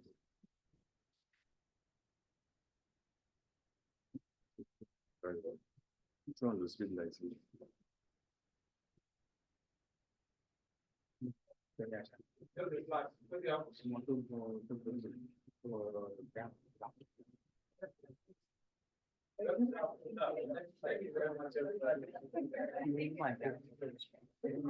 All right, let's move on. So, anger. I know people are already hungry. Not hungry. Not hungry again. They said that a hungry man is an angry man, but now there's no more hunger, so you should not be hungry. If you're hungry now, it means there is a mental health issue. So, let's talk about anger management briefly. We have less time to waste. We have 1 hour. I want to go through all this in 1 hour. Many of these things that we are saying now, everything is in the book. We discuss about everything in the book, and you can spend more time to read about it. So when you talk about anger, anger can be positive and negative. It can be angry and you want to help something, you want to help somebody to address an issue. Let's say somebody is being bullied. It can infuriate your anger and you want to help, you want to defend that person. Am I correct? Am I correct? That's also anger. So it means that anger can be positive and it can be negative. It can be angry and you want to look at this country in Africa that this man is there, this military guy took over, this young military guy. What's the country again? That this young military guy took over recently. Is it Burkina Faso? I can't remember. It's part of anger. That what's happening in this situation just got by. So anger can positive or negative. So you should be able to understand your anger, what is leading to the anger and what causes the anger. So anger unchecked, since unchecked anger can often lead to aggressive behavior. Anger management involves the use of various techniques to help the person cope with thoughts, feeling, and action in a healthy and more productive way. It's what we call thoughts, feeling, and action. I'll not go deep into that. Read the book, you'll see them. Your thoughts comes from whatever you do is a product of your thought. What you think about something. If you have a negative thought, you feel negative about things. If you feel negative, you act negatively. So it's that always good to have positive thoughts. So someone gets you angry and you spend more time thinking about what makes you angry, there's like possibility that you will feel infuriated, and when you continue to feel infuriated, there's possibility that you will act in a negative way. So your thoughts is always very good. Then we talk about having positive thoughts. So why do we have this? Applies to everybody, even myself, every single person here. First, anger management. If you don't manage your anger, what does it lead to? Say things that you regret. You regret things that at the end of the day you say, why? I know I would have said this. Yes. And also you hear that your kids threatening your co-worker, telling right to mail. There was a day that when I was working some time ago, I sent an email. My guy said, he knows me very well. He said, well, before you send this email, send it to me first. And when I sent to him first, even me that I wrote the mail, I could reach the anger in the mail. And the way I composed the mail, it doesn't that I'm getting that email to you that yes, when this man was composing this email, he was angry. So So, developing health problems, resorting to physical violence and damaging properties. So these are ways that people express their anger. People express their anger in different ways. Some people they cry when they are angry. They are angry, they are infuriated. The only way they cope with it, they can express their anger is by crying. They are angry and they are crying because of anger. Some they will start throwing things around. They will start smashing the TV. You see videos of people smashing the TV because they are angry. They go to smash their spouse car because they are angry. A lot of the regret doing that. Shouting, sad and silent, violent and crying. See these people that they see these people. It's good when you have someone that shouts and express it, and that's all. You see these people that are always silent when they are angry. They are sad and silent. Run. That is very good to allow. Hey, he has woken up again. This man has woken up again. Don't go and disturb me here. Consequence of anger. Managing your anger doesn't mean never getting angry. It's not possible that you never get angry. You will always get angry. But how do you manage that anger? Instead, it involves learning how to recognize. You know when you are angry. Some people, when they are angry, their hands become red. Some when they are angry, their face become cold. So different people react to anger issues differently. Cope with and express your anger in healthy and productive ways. So let's go quickly to strategies to manage your anger. A common misconception is that you have to vent your anger to feel better.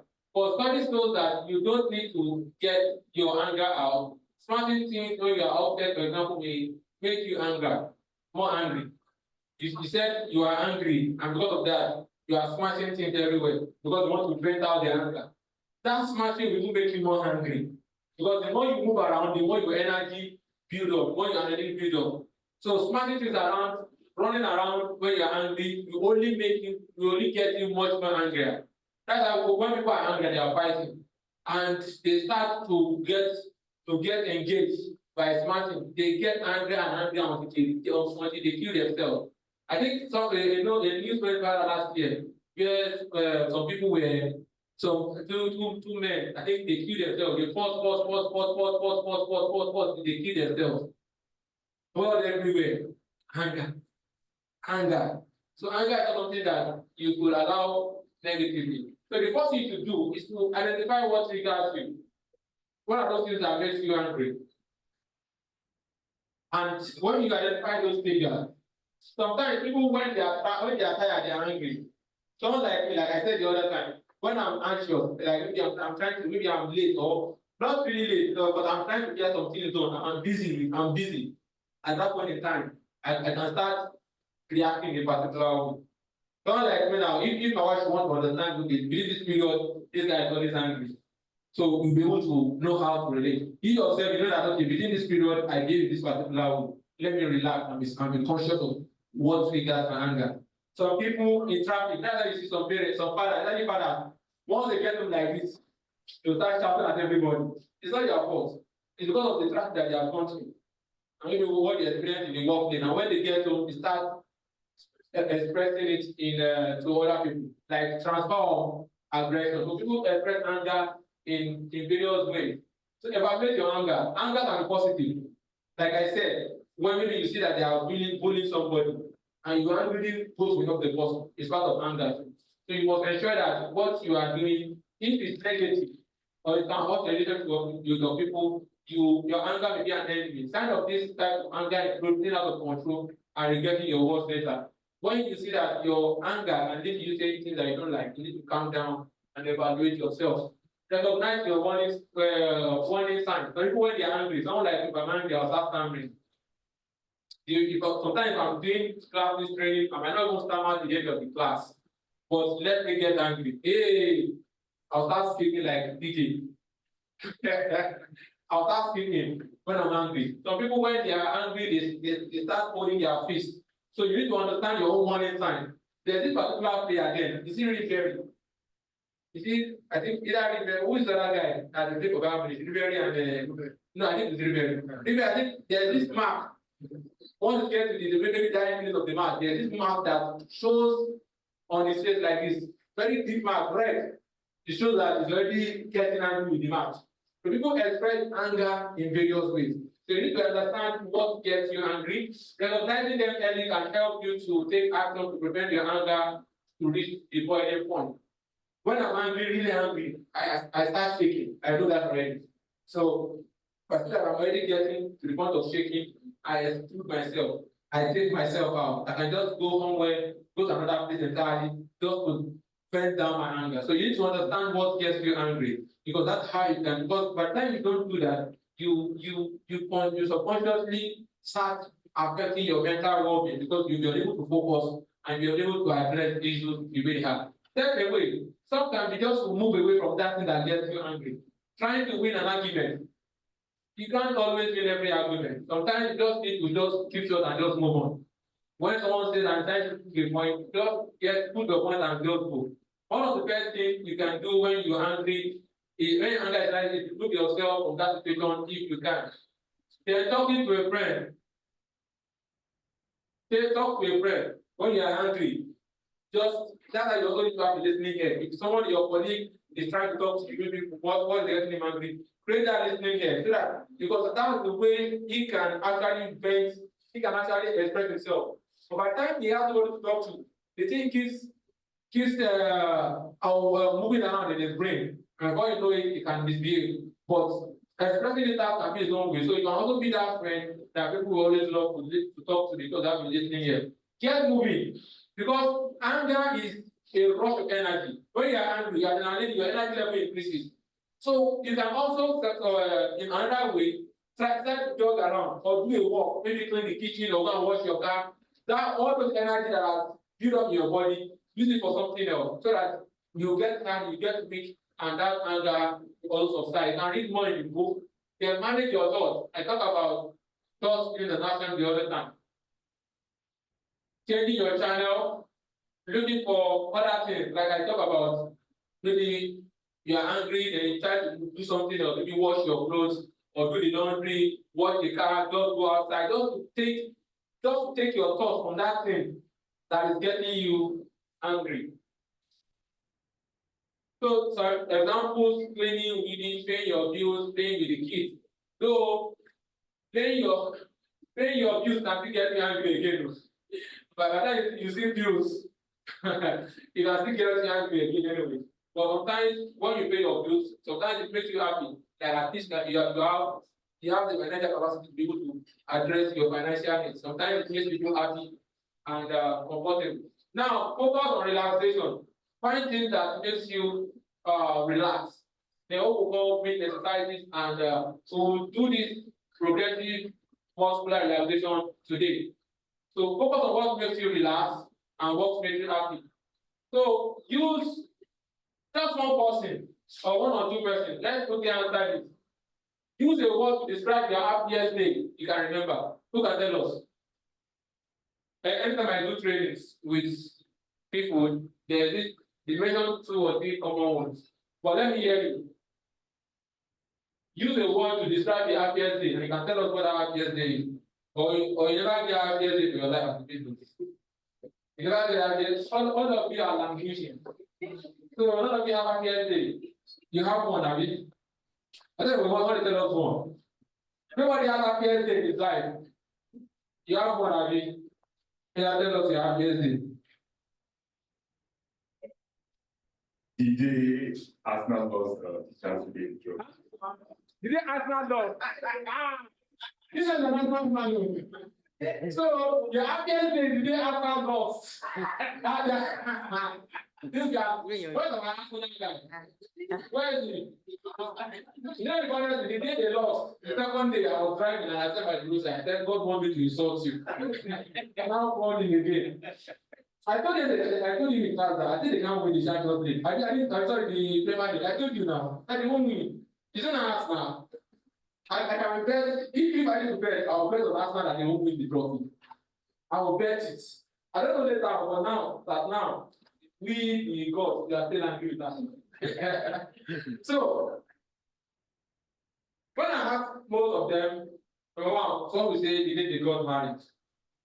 Well, some are not married, simply as why. Some will say the day they had their first child. That's you. Why don't talk? Why don't raise your hand? I don't guess. So people have, some will say they got their first job. They are talking about multinational companies anyway. So the day they got the first job is always their hard estimate. These three ones are always the most common. So I guess the reason is that we want you to be flex. Because this topic is a very sad one, but I won't go deep into it. We'll just look on the surface. People commit suicide due to different reasons.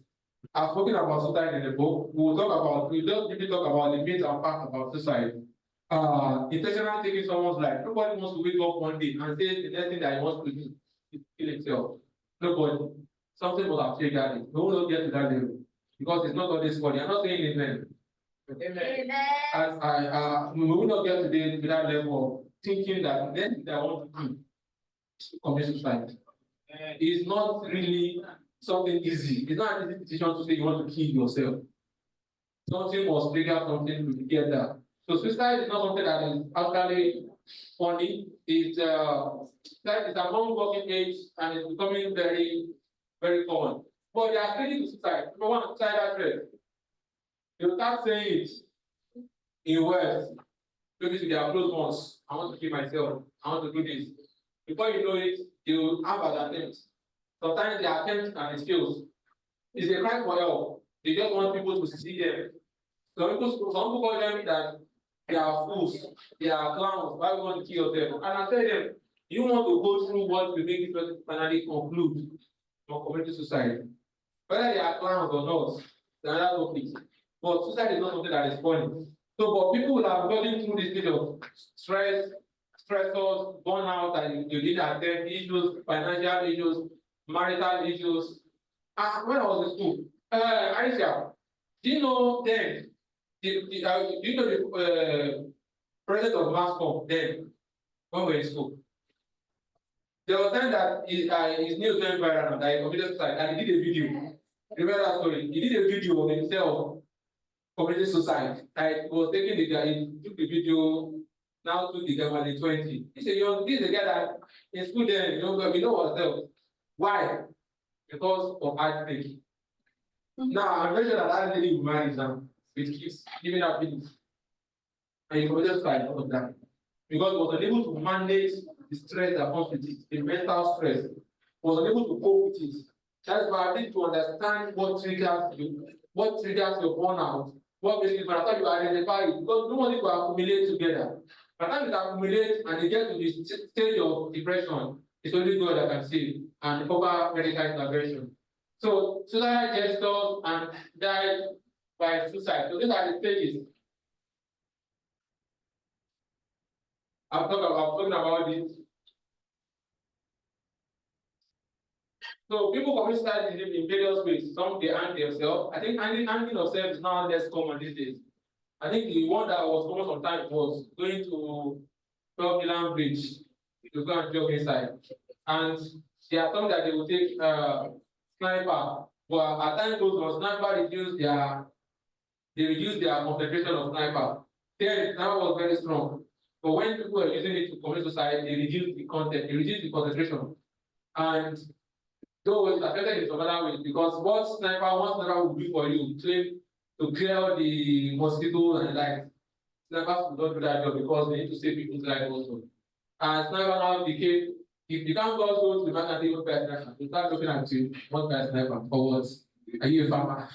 I don't buy sniper. So sniper is one of those things that they use there. And people use so many other ways just to take their life away from themselves.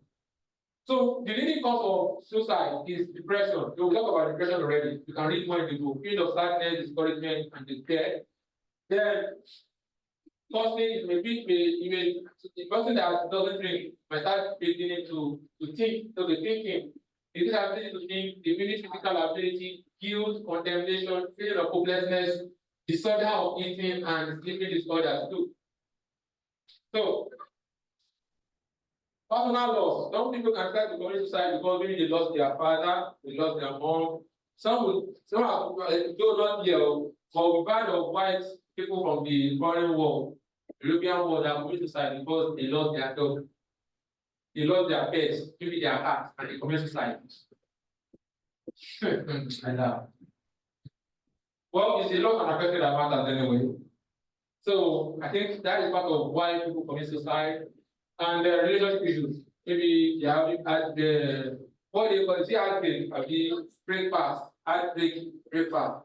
They haven't had breakfast and the service hurts on them, and because of that, they commit suicide. So there are some misinformation about suicide that we'll just briefly look at.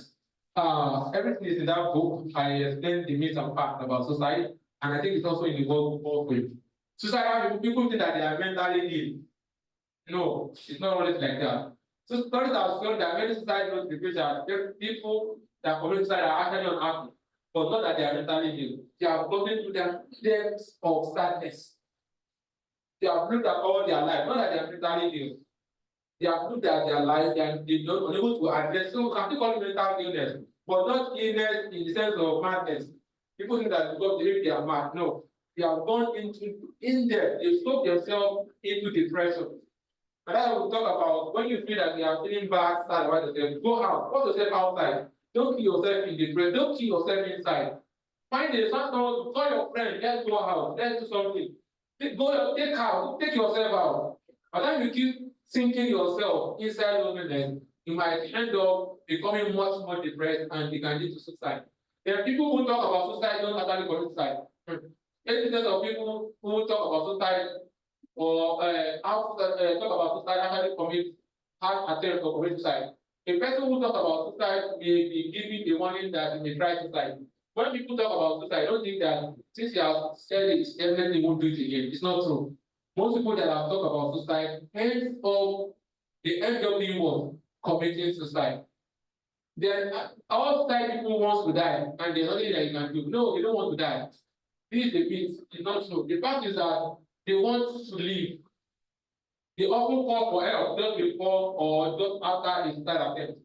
Sometimes they write notes. Sometimes they want people to help them.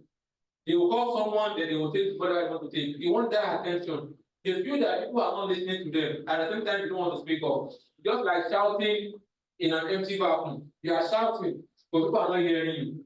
But you now feel like people are not listening to you. Meanwhile, we can't hear you because you have put yourself in that hole of loneliness. You know, when you're shouting in a vacuum, your voice cannot get to the other side. So you are like, in your own mind, you are shouting. You are screaming for help. But on the other side, they don't know that you are shouting because they can't hear you. Because every other person is also busy with their life. So because of that, when it continues, it doesn't feel like nobody wants to listen to it, then it ends up committing suicide. So a person who attempts suicide will not try it again. Most people that attempted suicide, they try it again.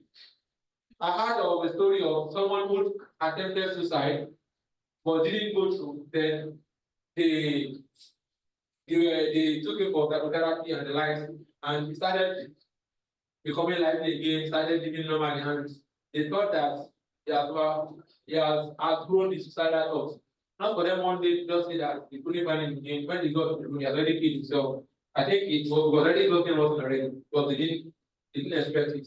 So the story there is that someone who attempted suicide, don't expect that person to just come over it one day.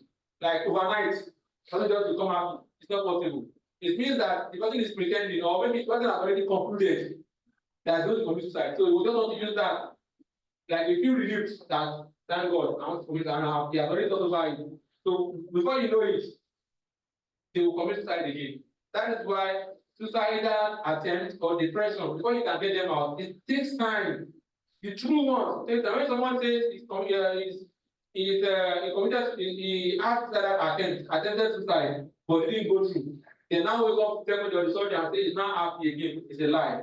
There's high tendency that the person will still commit that suicide again. It takes time for them to come out on that shelf. It's a gradual process.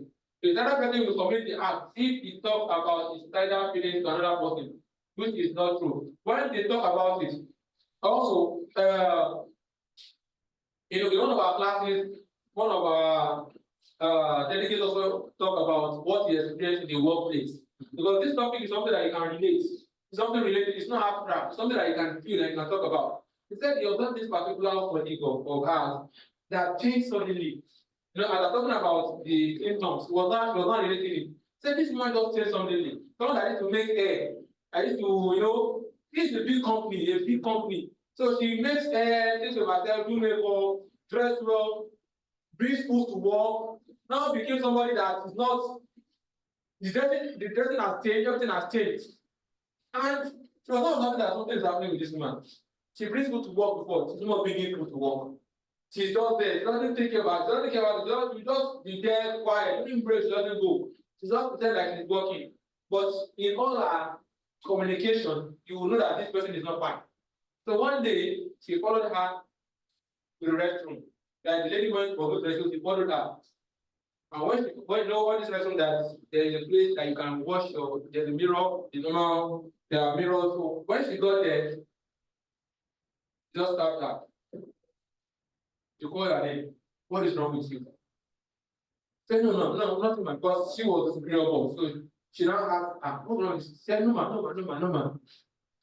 No, tell me, what is wrong with you? Just relax. I'm here to help. The next thing, guess what happened next? She busted into tears. That was the first thing. She busted into serious tears. Then immediately, the woman told the security people to close the door, that nobody should come to the restaurant for now. They should allow her to cry, let her cry very well. She cried very well. So that crying helped her to, first of all, relieve. She felt relieved, that outburst. Then secondly, now talk about a family relationship issue, divorce, because instead of going through divorce, now they now have to help her, supported her, show her concern that she not worry, yeah, we can't enjoy it. And gradually she became got back to her feet, she became better. Though the divorce actually worked out, they did the divorce but she felt that people were actually listening to him. So he was able to speak up. I think that kind of person didn't have an opportunity to have someone that was observant. She might have committed suicide. So people who speak out, it doesn't mean that, it means that they are actually looking for help. And suicide is an important act with no previous planning. Those are not suicide, they plan themselves, they plan their journey to the journey of suicide. So these are the facts and needs. The symptoms of potential suicide, most people commit suicide give clue that they are experiencing difficulties. Some of these clues are related to human emotion and the change in life pattern of the person. Now you see people, especially there was this one that happened some months ago. This is some weeks ago. The guy just started, the guy has already been disturbing me in my DM. If I have, I send. I also have challenges. But it does not become a pattern for him. And the one day like that, he just post on WhatsApp and on Facebook and tag me that she's telling me bye-bye. I don't want to correct it back.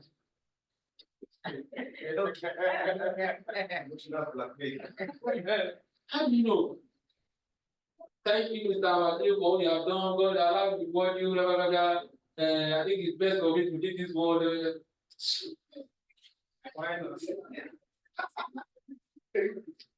Now, I had two sides of the coin. I was like, yes, this person might be going through challenge.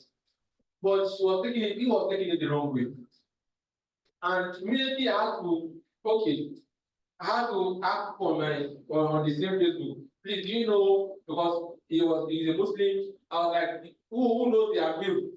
They all call the Abdul in school. Just like, I don't know how you call it. He presented me in the fellowship, president of the old church. So that the Amir of the Muslim society, we got the contact of the Amir. We told him, please help us to go to computer science department, level 200, and they confirmed him.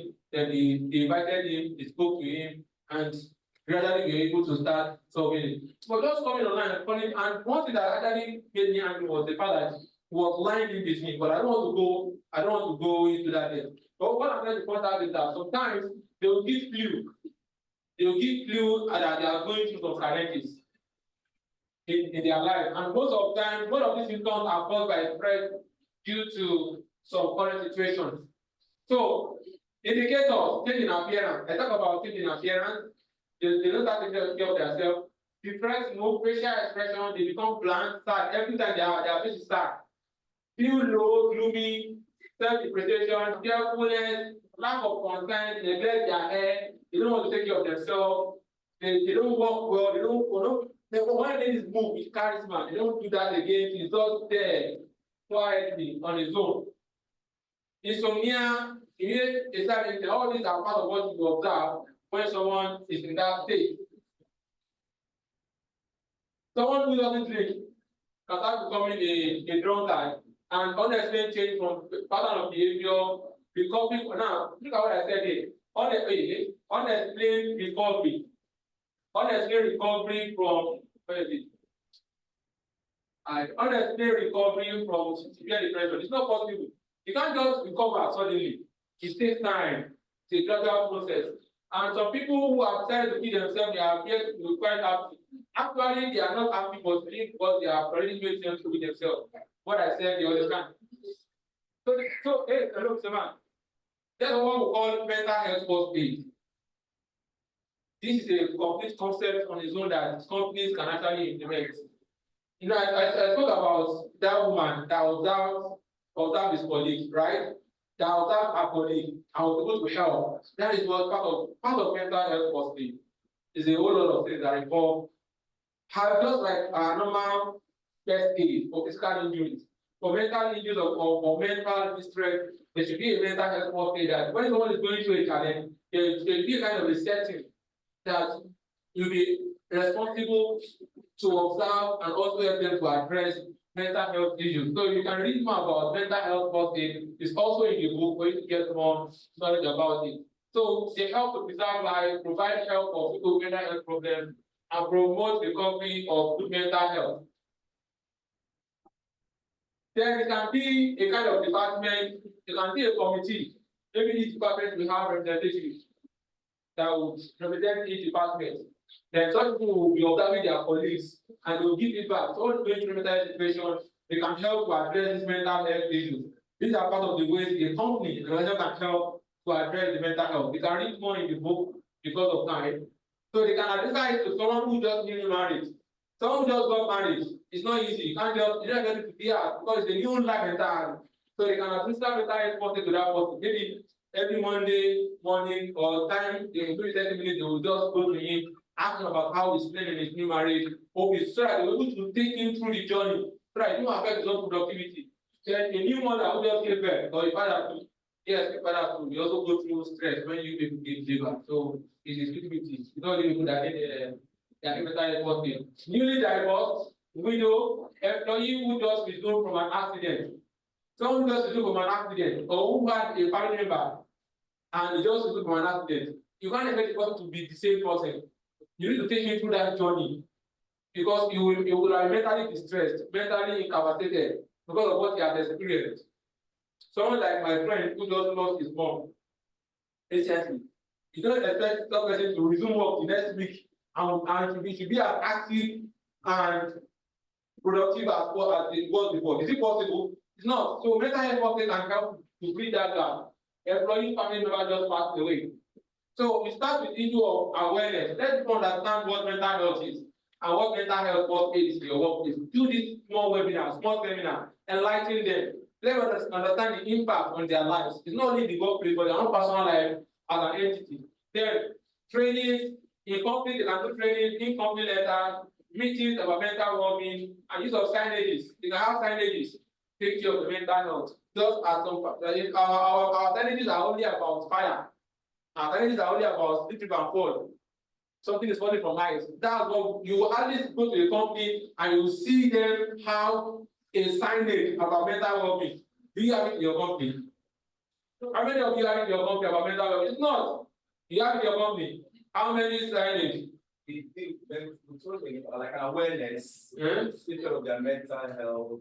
Do you have a signage that talks about mental health? Yes, that's good. One out of how many? Online. How many of you have it online? I'm not sure anybody has it online. I didn't respond to you. Okay, about the other one I said the other time. How many of you have it online in your company? Mental well-being. Most of us don't have it. We only focus on the physical injury, the physical hazard. We take less note of the mental well-being. So it's a pointer that we are not doing much when it comes to the issue of mental well-being. So don't be surprised that you have this kind of event and it's not filled up. Though there are people online, but because the awareness is not still there. But that one doesn't mean that we have seen as a point of contact, we don't do something about it. To keep pushing and keep talking about this important aspect of health and safety, which is the mental well-being of the workforce. So let's look at this quick one. What's the time now? I want to make sure that I finish by 4 o'clock. 3. Okay, we have 30 minutes more. I'll make sure I finish by 4 o'clock. Now let's look at this role play. A colleague just received a call on the demise. Sorry, is our husband. I said his husband.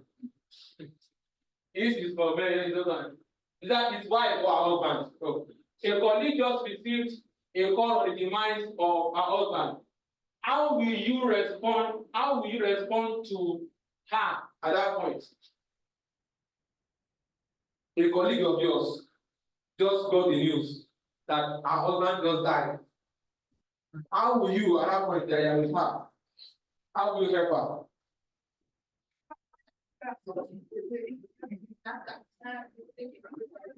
Okay. You ask her to sit, ask her to take a deep breath. Tell her everything will be fine, even though it's not. Pat her at the back and let her cry because she needs that cry. It's not good for the cry to come within. Let her pour it out and assist her in pouring it out and she'll be fine. All right, that's good. Any other one? The first thing is that when somebody gets a negative news, at that point, the person will be anxious. Once maybe he has a car, once we take the car and start rusting, and something worse can happen. Am I correct? So the first thing is to, when you have identified that, don't allow her to go. Like she said, sit her down. Then call the attention. If they have a mental health first aid unit, call the attention of that department or the person that is in the department to take care of the responsibility. So because those should have been trained on how to handle it. But at the minimum, the fact that you tell her to sit down, tell her that they will take her to the hospital because she can't drive. Because at that point she won't drink water. You tell her she won't drink. That's the other truth. But you need to calm her down and tell her to sit down. Then call maybe the head of the department, those who are at that point, then they will delegate those that will follow her to sympathize with her and go to the hospital. Because at that point in time, that energy is always there. So that is the best way to address such issues. There are many scenarios, but just let us move on. So last part of this course or of this class is relaxation and coping techniques. So I want to ask, how do you get over anxiety and stress? Let me paint a scenario. You want to go for an interview. I know you're always experiencing that very soon now. You want to go for an interview. How do you, when is the time to enter the interview room? I know that immediately you want to relate, your brother will freeze. I don't know how that time you want to relate. Am I correct? Some of us start sweating. Even when there's no, your heart will start beating. Now, I have gone into that discussion because it's also part of how you are how you get to cope.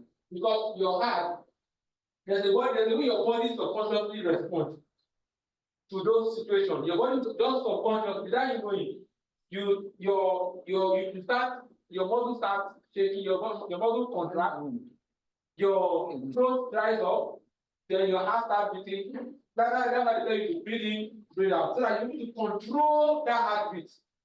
Then you are someone that already used to exercise, it helps you. You can read more in the book. I talk about it more in the book. It helps because your body will be used to that heartbeat. You know, when you exercise, you have that normal heartbeat. So when something happens, the body is able to control that heartbeat.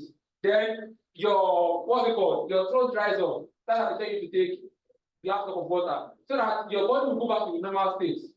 Then the mind, the brain will now send the signal back to the mind, and the mind will send the signal to the body to calm down. But if not, the way you are having a heartbeat, even the target will know that you are scared. Say, calm down. It's not a feeling fine. They are not going to kill you yet. It's just an interview. So you need to, that is one part of anxiety. Another one is when you hear a bad news suddenly. Another one is the normal stress of life. Maybe you feel after the day's work or after the week, you feel like you are stressed. How do you get over it? How do you get over this stress of work? Anyone? What do you do to get over stress? No, you think of work. Okay, sir, so what actually? Okay. Okay, so to get out of stress, what I've discovered that works for me is when I feel stressed, I watch movies. In fact, I just go to YouTube, I watch movie, and it really helps me to relax. And the aspect of the anxiety when it comes to interviews, you know, you're going to meet people you've not met before, they're already looking at you, want to see what comes out from you.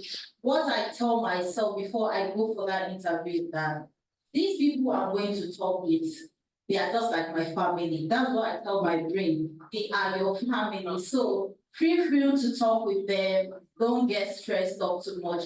What will come out of it is just a yes or no. So nobody's going to kill you at the end of it. Just feel free. Feel like they are your family. Thank you. All right. Beautiful. Any other person? So please help me welcome our guys. Thank you for coming. We appreciate you. But you are late already. So get you. Don't worry, it's fine. You are not worry. I'm still Lagos. All right, thank you. After the whole day stress, I own my son controversial. Yes, movies do work because when you are watching a movie, it triggers a hormone that's responsible for relaxation. That's why some of us, when you are watching movie, you see yourself doze off because that hormone has been released. But for me, one of my best ways, this is for married people. The other room helps me. Are you married? This guy is not married. This guy is not married. I'm sorry, friends about now. What works for me is I just need a good food and then play music on the background. Calm music on the background, then I close all. That's all. Good food. So you need to understand what causes your stress and anxiety. You know, we said there are different situations when it comes to anxiety. Starting from the normal stress of life, the traffic, the challenges, financial issues, it's all part of stress. Stress is not only when you go from 8 to 5. Stress is when you can't afford what you need. When you are able to meet up with your own goals, it's part of stress. It can be short term, you need money to do something, it's part of stress. You want to meet a particular assignment, it's part of stress. When you're able to meet up with it, you need to understand that this is stress. So there's no way you can't go through stress in life. Ability to be able to cope with the stress, with the normal state of life, is what makes you mentally sound. But when you are now unable to cope with it, when the stress is now more than what you can cope with, then burnout starts coming in. And when you can manage burnout, what's the next thing? Depression. And when depression is can either do what? Suicide or what? Languishing, languishing is because depression, or psychotic behavior, or someone who has an underlying medical condition, like maybe someone who has high blood pressure now, and the person is going through depression, thinking, oh Lord, it can lead to other medical conditions. So all that time we are trying to get to ensure that before anxiety, before anxiety graduates to burnout, be able to address it. Before burnout graduates to languishing, be able to address it. Before languishing graduates to depression, we must be able to address it. Because at depressive level, it's not something that is very funny. So like I said, we use the word coping a whole lot. We say cope. Are you coping? How are you coping? How is Nigeria? We are coping. Everything we are coping. Coping. If you just get married, how is only married life? We are coping. Everything, we use it every time as a term that describes how we deal with anxiety situations, things that we go through on a daily basis. So in reality, we use the word coping in a lot of situations. In the means to actually cope, we do not realize that we are using several strategies. These strategies are not only an immediate response to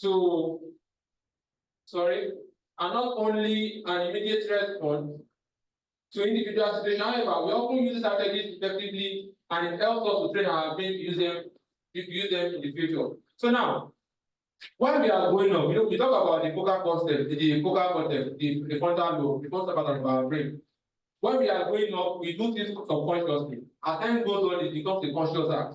So whatever we are grown with makes us who we are. And we build ourselves, we train ourselves to become that part based on how we've been able to cope through challenges. So now, there are challenges that you can't actually cope with, that will require you to put in more resources to be able to address. So coping means that you are actually trying to apply different strategies.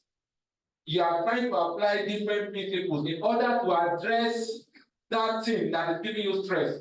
But your inability, when you are now becoming so excessive that you can't use those strategies, then it becomes a problem. Now, people have different coping strategies. So coping strategies occurs when the demand exceeds available resources. You can see, when the demand, we talk about things that can make you stressed. Your normal work, 8 to 5 or 9 to 9. Some people will work, they still go home, they will still do work. They will take the assignment, they will take it home, they will work till 10. They will sleep by 11, they will wake up by 3, they will still work. That is one. Financial issues, family issues, relationship issues, they are part of stress. You are driving, the last man talks to you that you need to pay tickets, you need to pay some amount of money. It's part of stress. Daily news, sad news, negative news, insecurity, all these are stress. So, but when you now get to the stage where you can't cope again, especially when it comes to your own personal stress, then you start applying coping strategies. So coping strategies are in two ways. We have negative and positive. Negative, for example, or we can call it maladaptive. So people, when they are going through challenge in life, they will start subscribing to alcohol because they believe that once they take alcohol, they forget about it. But when the alcohol clears, what happens? It comes back. So that's why we call it negative coping strategy. Because it doesn't solve the problem, or it doesn't help you to address that issue. Some will subscribe to hard drugs, substance abuse, because they believe that once they take this drug, it helps them to be able to forget about what they are going through, and it helps them to feel better. But the problem is that it doesn't solve the problem. Now you have created a problem for me. So we have negative coping strategies. Then we now have positive coping strategies. Positive ones are the ones that helps you to address the problem. Wait, what's the issue? My dad are already here. They will sanction you. Positive ones are the ones that helps you to address the issue or helps you be able to manage the issue. So we have the positive strategies are divided into two. We have the emotion focus and the problem focus strategy. We use the two. Now, the problem focus strategy is you are looking at the problem. I know most of us we know how to do this assessment here. Okay, open this thing now. I don't know this thing for you. The problem focus strategy is the one that helps you to address the problem. Like I said, in life, the list that you can have, like I said in the morning, is what? Have a diary, have a book. Don't put everything in your head. Don't think that everything is on your head. I know this thing is going to work. It's not doing anything now. It's not doing anything that is working here. Have a diary. Write down your goals. Write down your challenges. Break it down. Thank God in this assessment, you have something like that. When you break down your job into smaller tasks, and for each of them, you look at the control measures, then you analyze it, you look at corrective actions, look at the effectiveness and the likes. So same thing applies to when you are facing a challenge. What challenge are you facing? This is the challenge. How can I solve it? These are the ways that I can break it down. How to solve that problem? What's the solution? This is not the way that is going to solve. Okay, it's already coming up. Why is it so ugly? It's really that we are tired. I also tired. So we have the negative coping strategies. I'll talk about this. Then we have the positive coping strategies. And I said they are very into two. So I'll still go back into that one. So analyze the situation. What does that mean that is making you stressed? I said they are very into two. Problem focus strategy is focused on the problem. When you have a problem, don't ignore it, address it. Thinking about it doesn't solve the problem.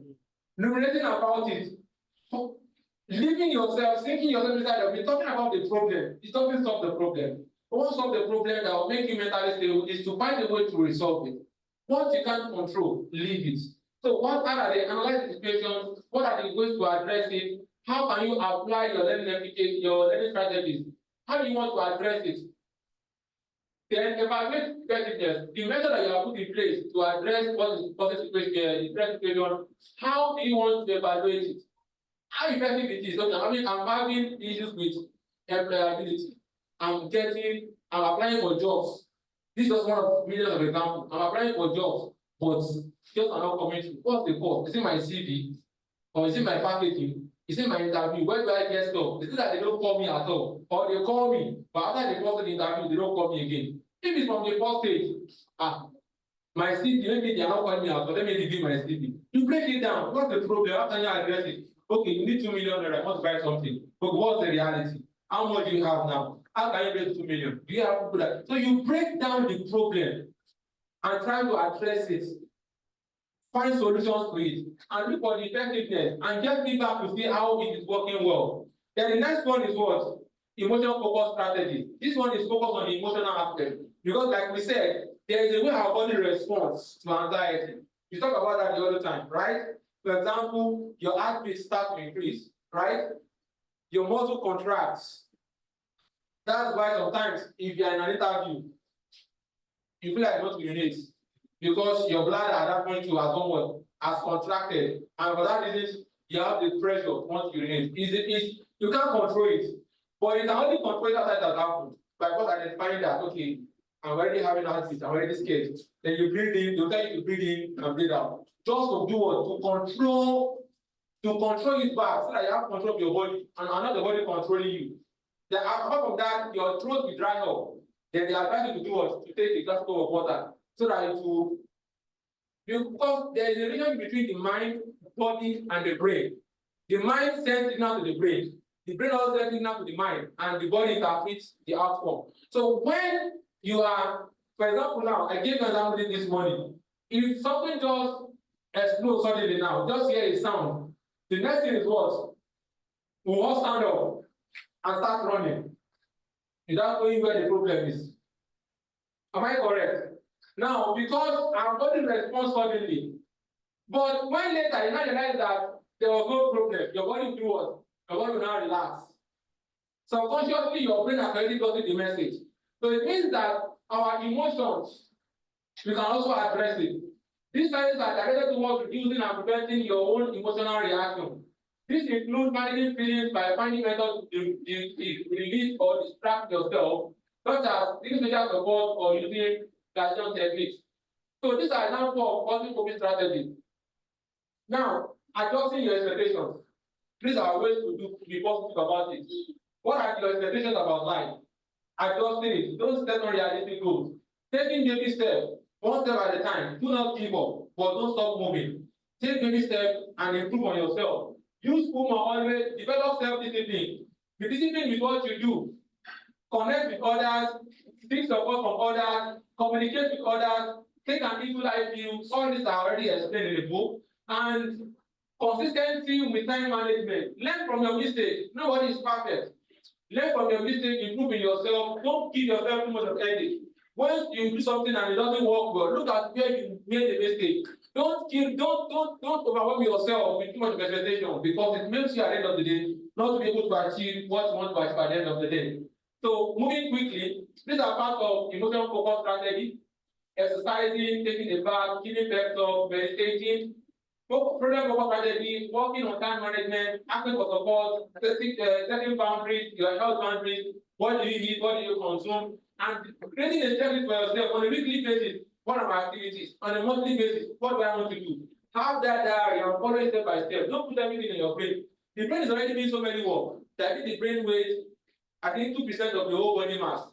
But it's doing most of the work. So other things that you can use to help the brain, don't put everything on your brain because it makes you stressed. And before you know it, 10 o'clock, 11 o'clock, you're already stressed at work. You say you're tired, 11 o'clock, I'm very tired. Because you are taking that in your own house. Then will de-escalate and support the positive mental work.